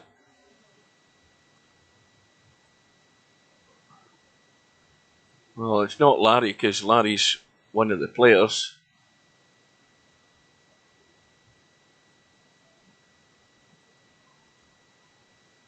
It's not Simon, is it? No. He's long gone for the night.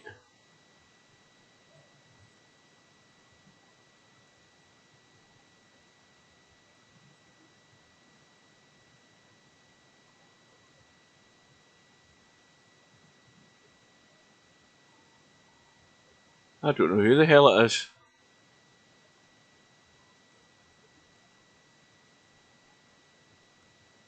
It's Stubb.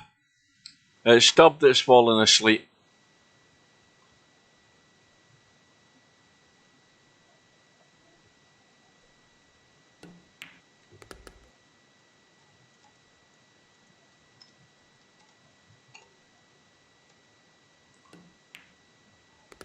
Right, nobody wake him up.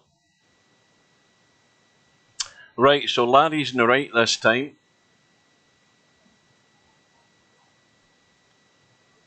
And it's Scratch, of course. Well, I'll tell you something, Rob. You must work late. I mean, it's 10 past 10 at night here, so... And if you're in East Coast, that's 10 past 5. Now, who's still working at 10 past 5 on a Saturday night? Well, Spectre Dawn wins the lag, breaks off, ball in the break, sitting nicely on the 1. Back 2 balls in the break, the 3 and the 8's gone. Perfectly good in the 1. He's got to play the combo, I think.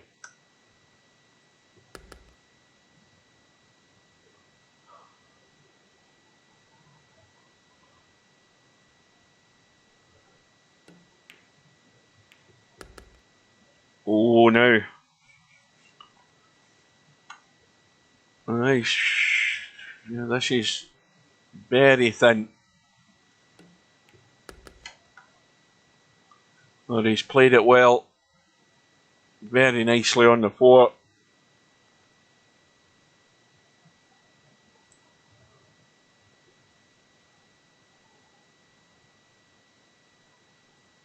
Yeah, that's still too late in the afternoon. You know, when I finished work today, I finished work at 10:15 this morning.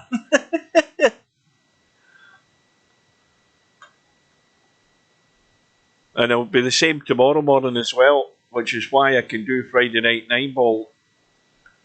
You know, I've got an early start. I'm still up at 4 o'clock, but I don't have a long shift. So when I get home, I'm guaranteed I'm going to have a nap anyway.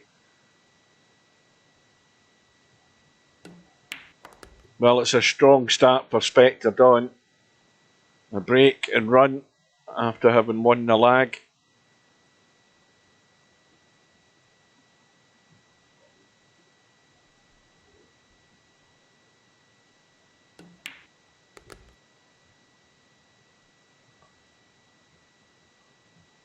Ah, right. So by rights, you should be in the car at the moment, Rob.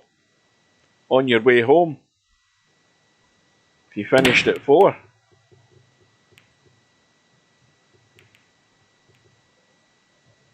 Now, I think that one was dry. Yep, it's dry. And this is tricky, this one ball. It's, I'll tell you it's tricky because it's pretty much frozen to the rail, give or take half a millimetre, but he's played it well, but the cue ball's running loose and he's going to be stuck behind the 8.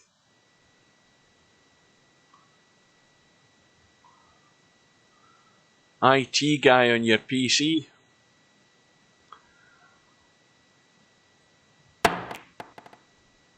Well, a good jump and the cue ball's finished nice. Well, at least it's on the 3, put it that way. It's not nice on the 3, but it's on it.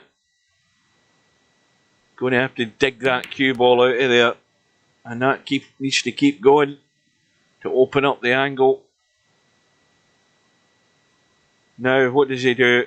I mean, you'd have to punch this in a wee bit. No, in fact, he's fine. A lot better than I thought it was.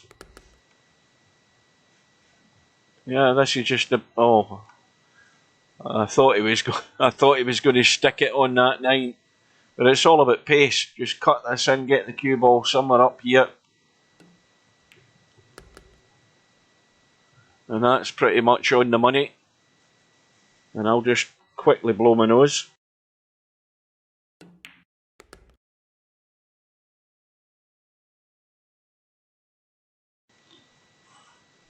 So it looks like a fairly quick response here from Larry.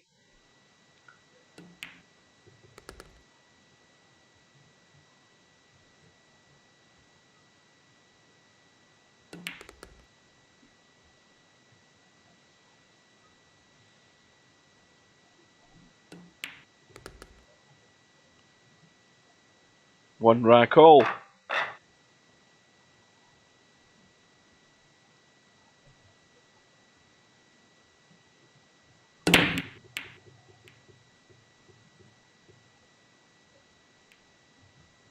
Now, did I hear anything go that time? Nope, it's another dry one. Well, again, Spectre Dawn has a shot on the 1. It's one of these dicey little cuts. But he's bound to see the 2 ball.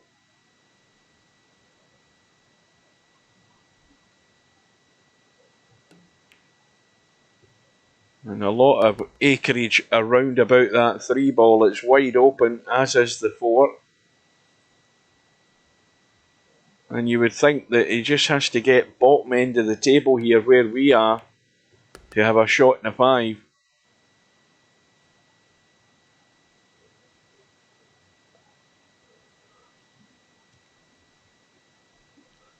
Now the angle he's got in the 3 here, he has to, well again he's taking his medicine, he's just trying to play it as soft as he can. to keep a reasonable line in the 4. The problem now is the 9 ball's in the way. It looks as if he's going inside English to straighten this up into the table. And it needs to keep going. He had to get bottom end of this 5. And at least he's got there. And now he can go forward and out for the 6 into the corner.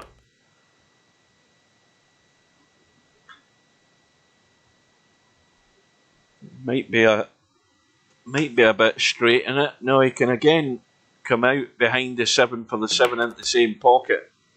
He's a bit short though.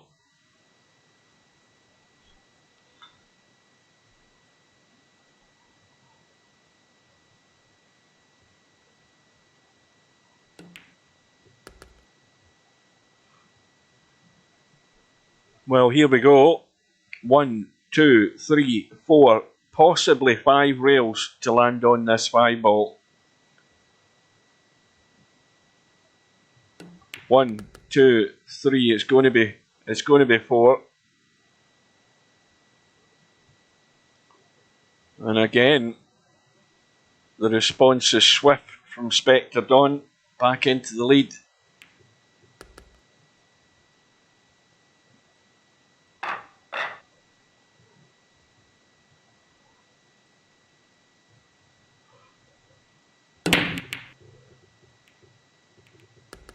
Seven ball goes in, 4 ball follows it in. Well, a shot in the 1. Not a great one again. It's a tough starter because he's got to get a hold of the cue ball to still have a shot in the 2.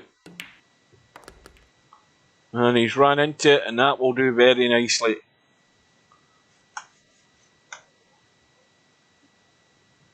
He's just going to stop this stone dead, I think.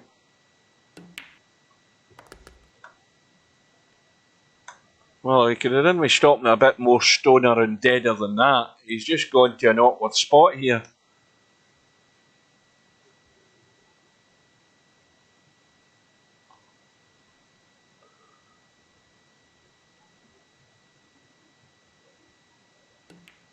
Crisis over. 3 ball straight in the heart of the side pocket. And there's going to be daylight very shortly here, I think, as long as he doesn't hook himself behind the 9. And he's making sure that's not going to happen.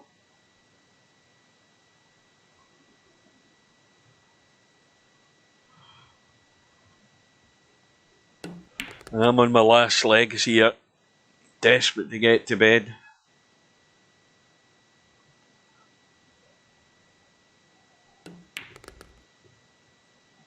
Well, the good thing about that is, though, that as soon as my head hits the pillow, I'm pretty much out like a light. I don't have to think about it too much. The brain takes over, shuts all systems down.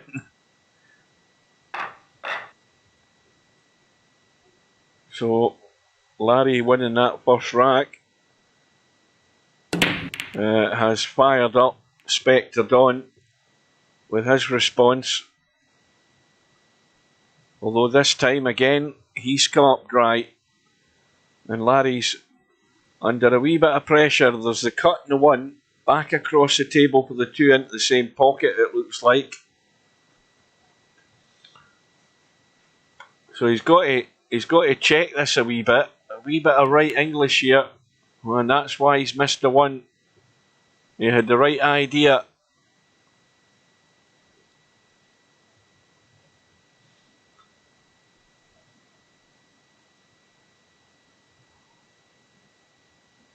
Well, he could play the bank up and down. That way he's avoiding running into the 8 ball. And he can bring the cue ball back. I think the best he would get up the top end here is a 2-3 combo. Because the 2's not going past the 3 ball.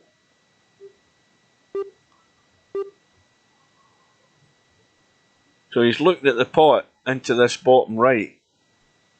But he's got to get right through this cue ball when he plays this shot to come off the 1. He's ran into the 8, he was always going to hit it, and in actual fact, the way that's finished there has given him a reasonable chance of the combo, but the 8 ball running around the table has now caused a problem with the 7. So he's got work ahead regardless what happens here.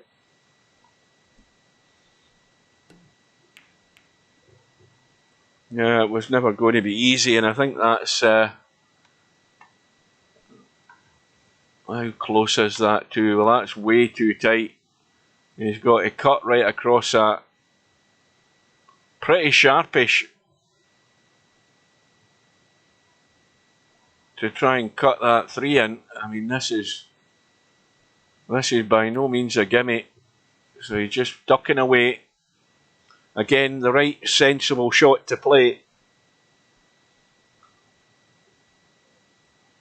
And of course, it's not about, you know, potting the 3 and the 2, the 2 and the 3 ball and the 4 ball and whatever. Once he pots the 5 and goes up for the 6, whoever that might be must have an angle on this 6 ball to try and come down and break out this 7 and 8. Simple as that. I mean, there's no way you're getting on this 7 to do anything with it. So you've got to get a hit on it. So whoever it is that gets on this 5 must get the cue ball out into the table, which they should be able to do, but the most important thing about it is have an angle that's bringing this cue ball either off a rail or 2 rails and into this set of balls here, the 7 and 8, to give themselves a chance of completing the deal in this rack.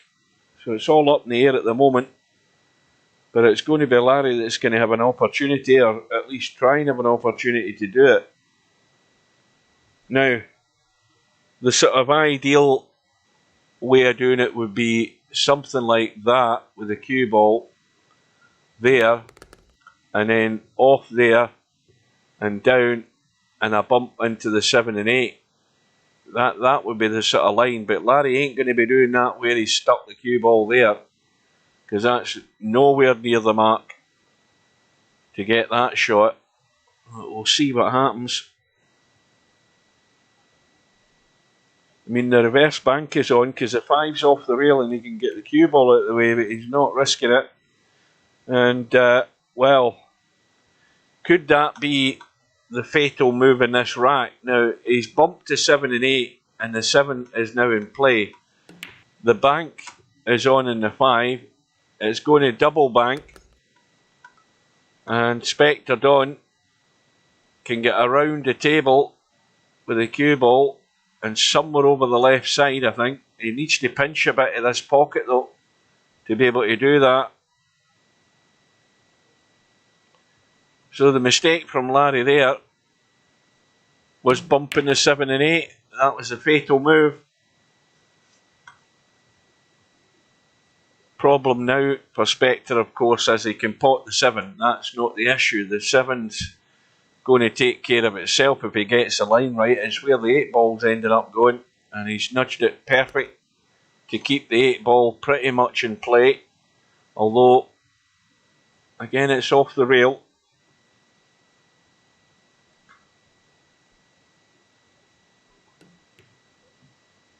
So Larry made the mistake, and it was a big one, breaking that 7 and 8 out.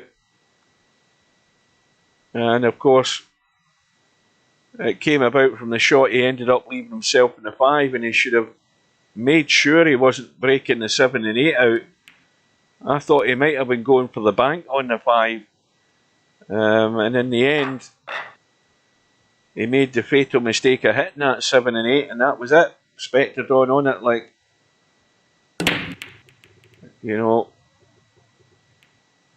sharp as a tack. Played the bank. Okay, it didn't bank in the first pocket, but it was one that held a line to go across into the other side pocket, and the rest was history. It's suddenly 4 racks to 1 to Spectre Dawn.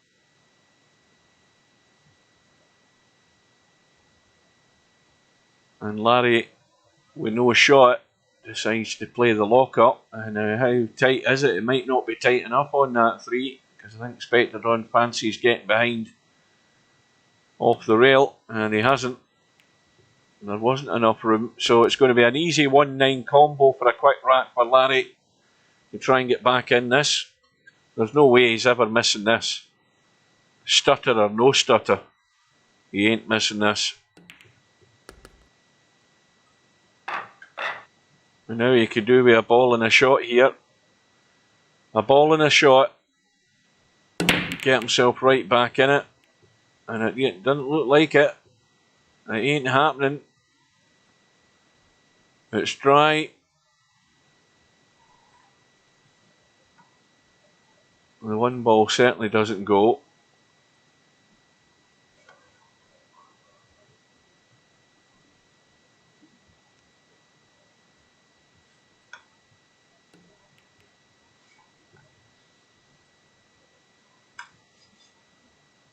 But that is a good safety. Larry's in trouble here.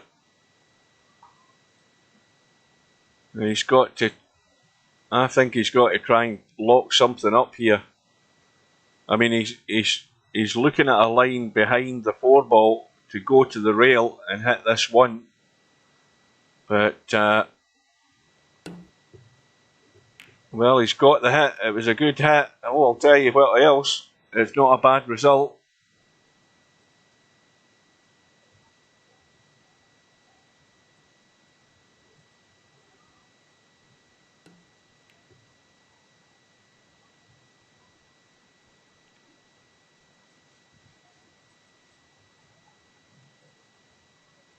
Well, this is restricted Larry to just the left edge of the 1. The problem with that is that it's difficult to get cover down here, and the chances are you're leaving the 1 exposed, and he's limited by that, and he has done.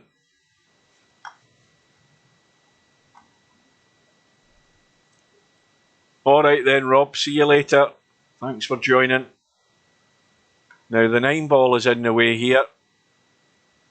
If he's trying to cut and pot the 1 and get the cue ball out of there to get anywhere near this 2 ball.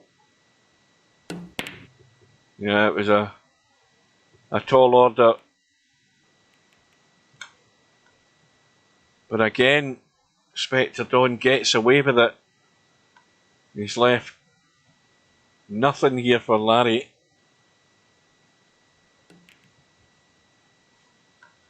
And that is not the best of safeties from Larry either, because Spectre Dawn's going for the cut in the 1 here. He's definitely going for the cut in the 1. He'll have a shot in the 2.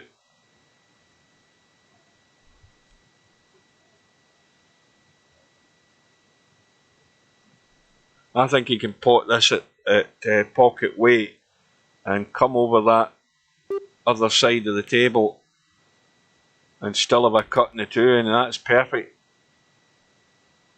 So again, a poor safety from Larry. You can't give Spectre Dawn a sniff of a pot.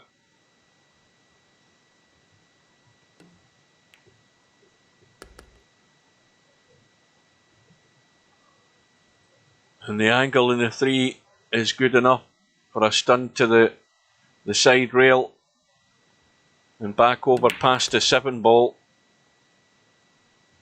Now, anything but straight, and that ain't it. It is pretty much straight, so he's really limited in what he can do here unless he tries to get really greedy. Yeah, sometimes you've just got to take what's there and then have to pull off a good long shot here. Guaranteed he's going to be on the 6. That's not a thing you have to even think about. It's all to do with the pot.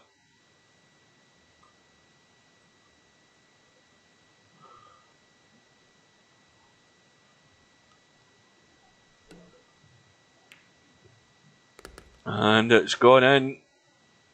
Well played. Just a stun in the 6. Cue ball out into the table for a comfortable shot in the 7. And that's more than good enough.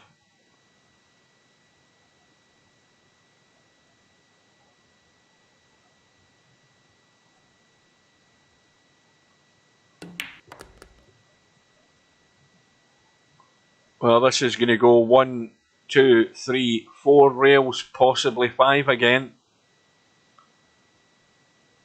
Watch the cue ball. 1, 2, 3.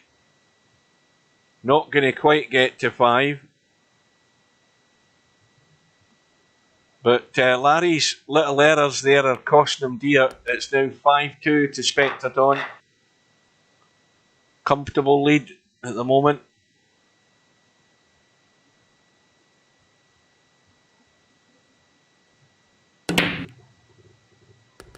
Now, something's gone in. The 1 ball is gone.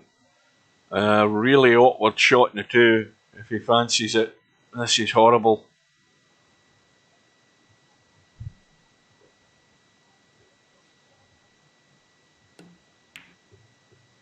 Yeah, that was really, really tough. So Larry's under pressure now. He's got the shot in the 2. And the 7 ball won't be an issue as long as he gets in a reasonable side of it. It will go into the side.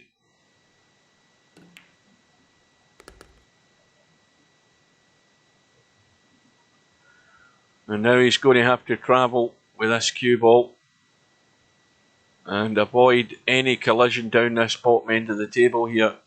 He can get into the gap between the 5 and 6, no doubt about that. He can certainly stun down there. It doesn't look as if he's doing that though. And that's giving him a decent enough shot in the 4. Got to deliver here, Larry.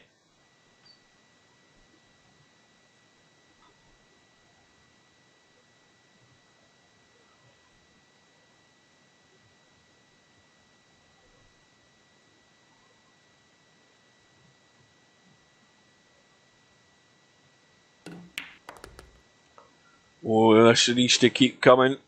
And that's come down very nicely. He might be a bit too straight again though. Let's have a look. Yeah, he's absolutely bolts. I mean, he can pinch a wee bit and stun it firm. He can pinch a tiny bit and stun it firm and get the cue ball up the table. Yeah. And now we know that he must get bottom end of this 7 ball. He's got the angle to do that. And a quick look, he needs to just double check where the point is and where the 7 ball's sitting. And he's home and dry. And back to within 2.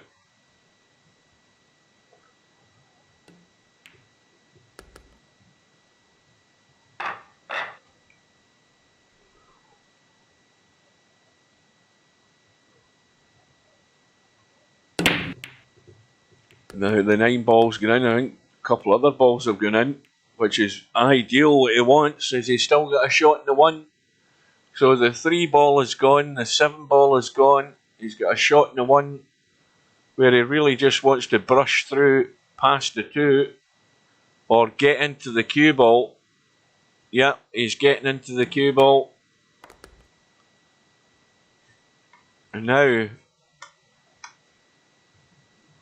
I think he can draw off this 2.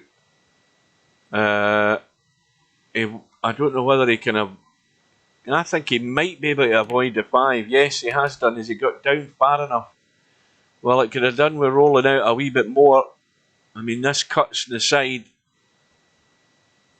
It's thin. And he's got to get the cue ball out from bumping the 8 if he can. I don't know whether he can. He probably can, yep.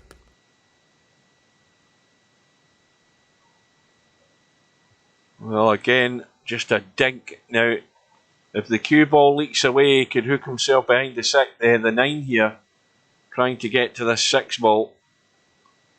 And again, he's stuck to the rail. That's the other problem. Now, well, it looks easy. And it's so easy to push this onto a knuckle at this distance.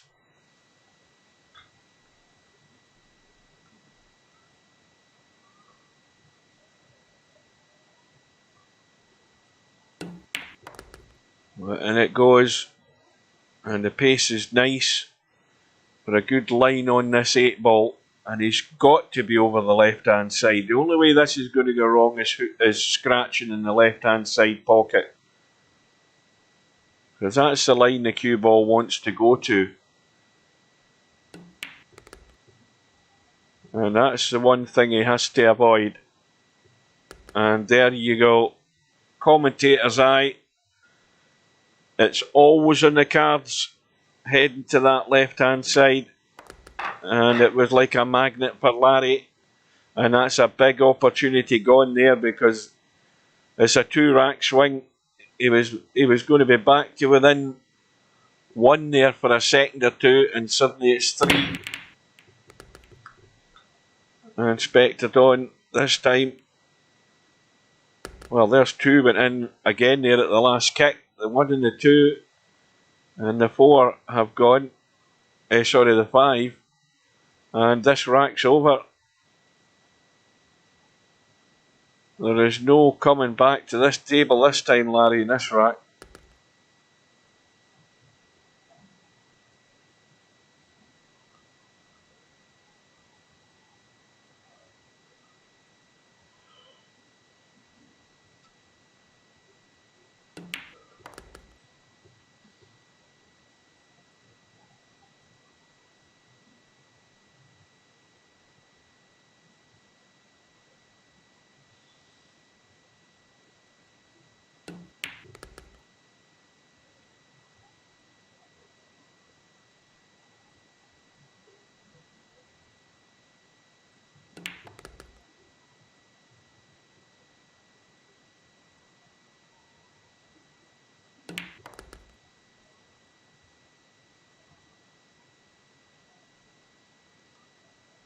Well,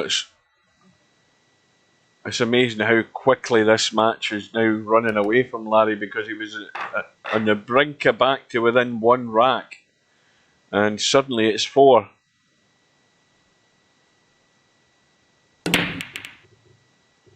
Cue ball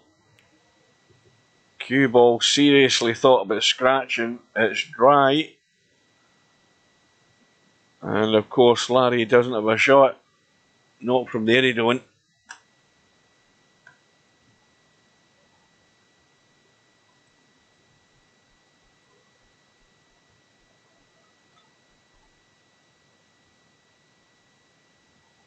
Well, it's a bit late at night for you, Tam, is it not? 20 minutes to 11, because I'm way past my bedtime. Don't forget, you're on tomorrow night. There's nobody else wants to play. Mark can't make any of them now that it's starting at 6 o'clock. Popman's watching the Newcastle game.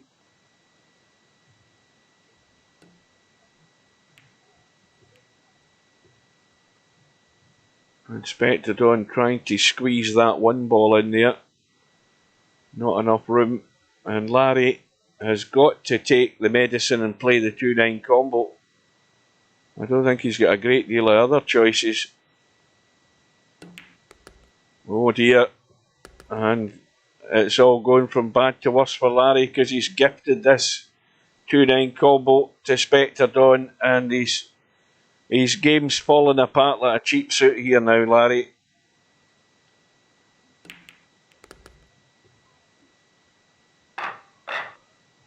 And at least I get to my bed a bit earlier, because it's now 8-3 to Spectre Dawn. And of course, because I'm back on XSplit Gamecaster, it's going to be a short, sweet finish. And I'll be out like a light. Well, the break from Spectre Dawn is dry, the 2 ball's still spinning. No, it isn't, the 8 ball's gone, I never even noticed that. So it's a 1-6 combo. But I'll tell you something, there's a fair bit of acrobatics needed here to get on this 3 ball. Bearing in mind where the 2 ball is. Now, well, he's played for the bump right into the 3 and the 4. That's taken care of that problem. And this 2-ball is pretty much frozen. And in it goes. And if that cue ball stays in a line there like that, this match is over.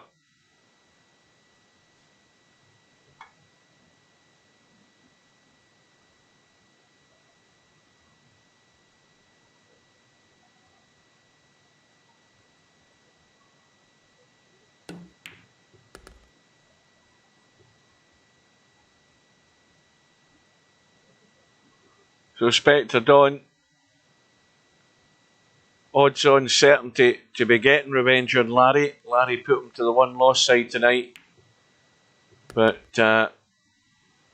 Larry's mistakes mid-match have cost him dearly, because he was almost back in it. Don't forget. And then he potted that 9-ball and scratched, sorry, it wasn't, he potted the 8-ball, trying to get onto the 9, scratched the side, and then the rest is history. It's all over. And he's slightly inside the 7, so I think he can stun this in. Yes, he can. And so it's yet another Friday night 9-ball title to Spectre Dawn. And with that, folks, for anybody that's still watching, thank you for watching. And I will bid you good night. And we'll see you again soon. When that will be, I don't know. But take care, and we'll see you later.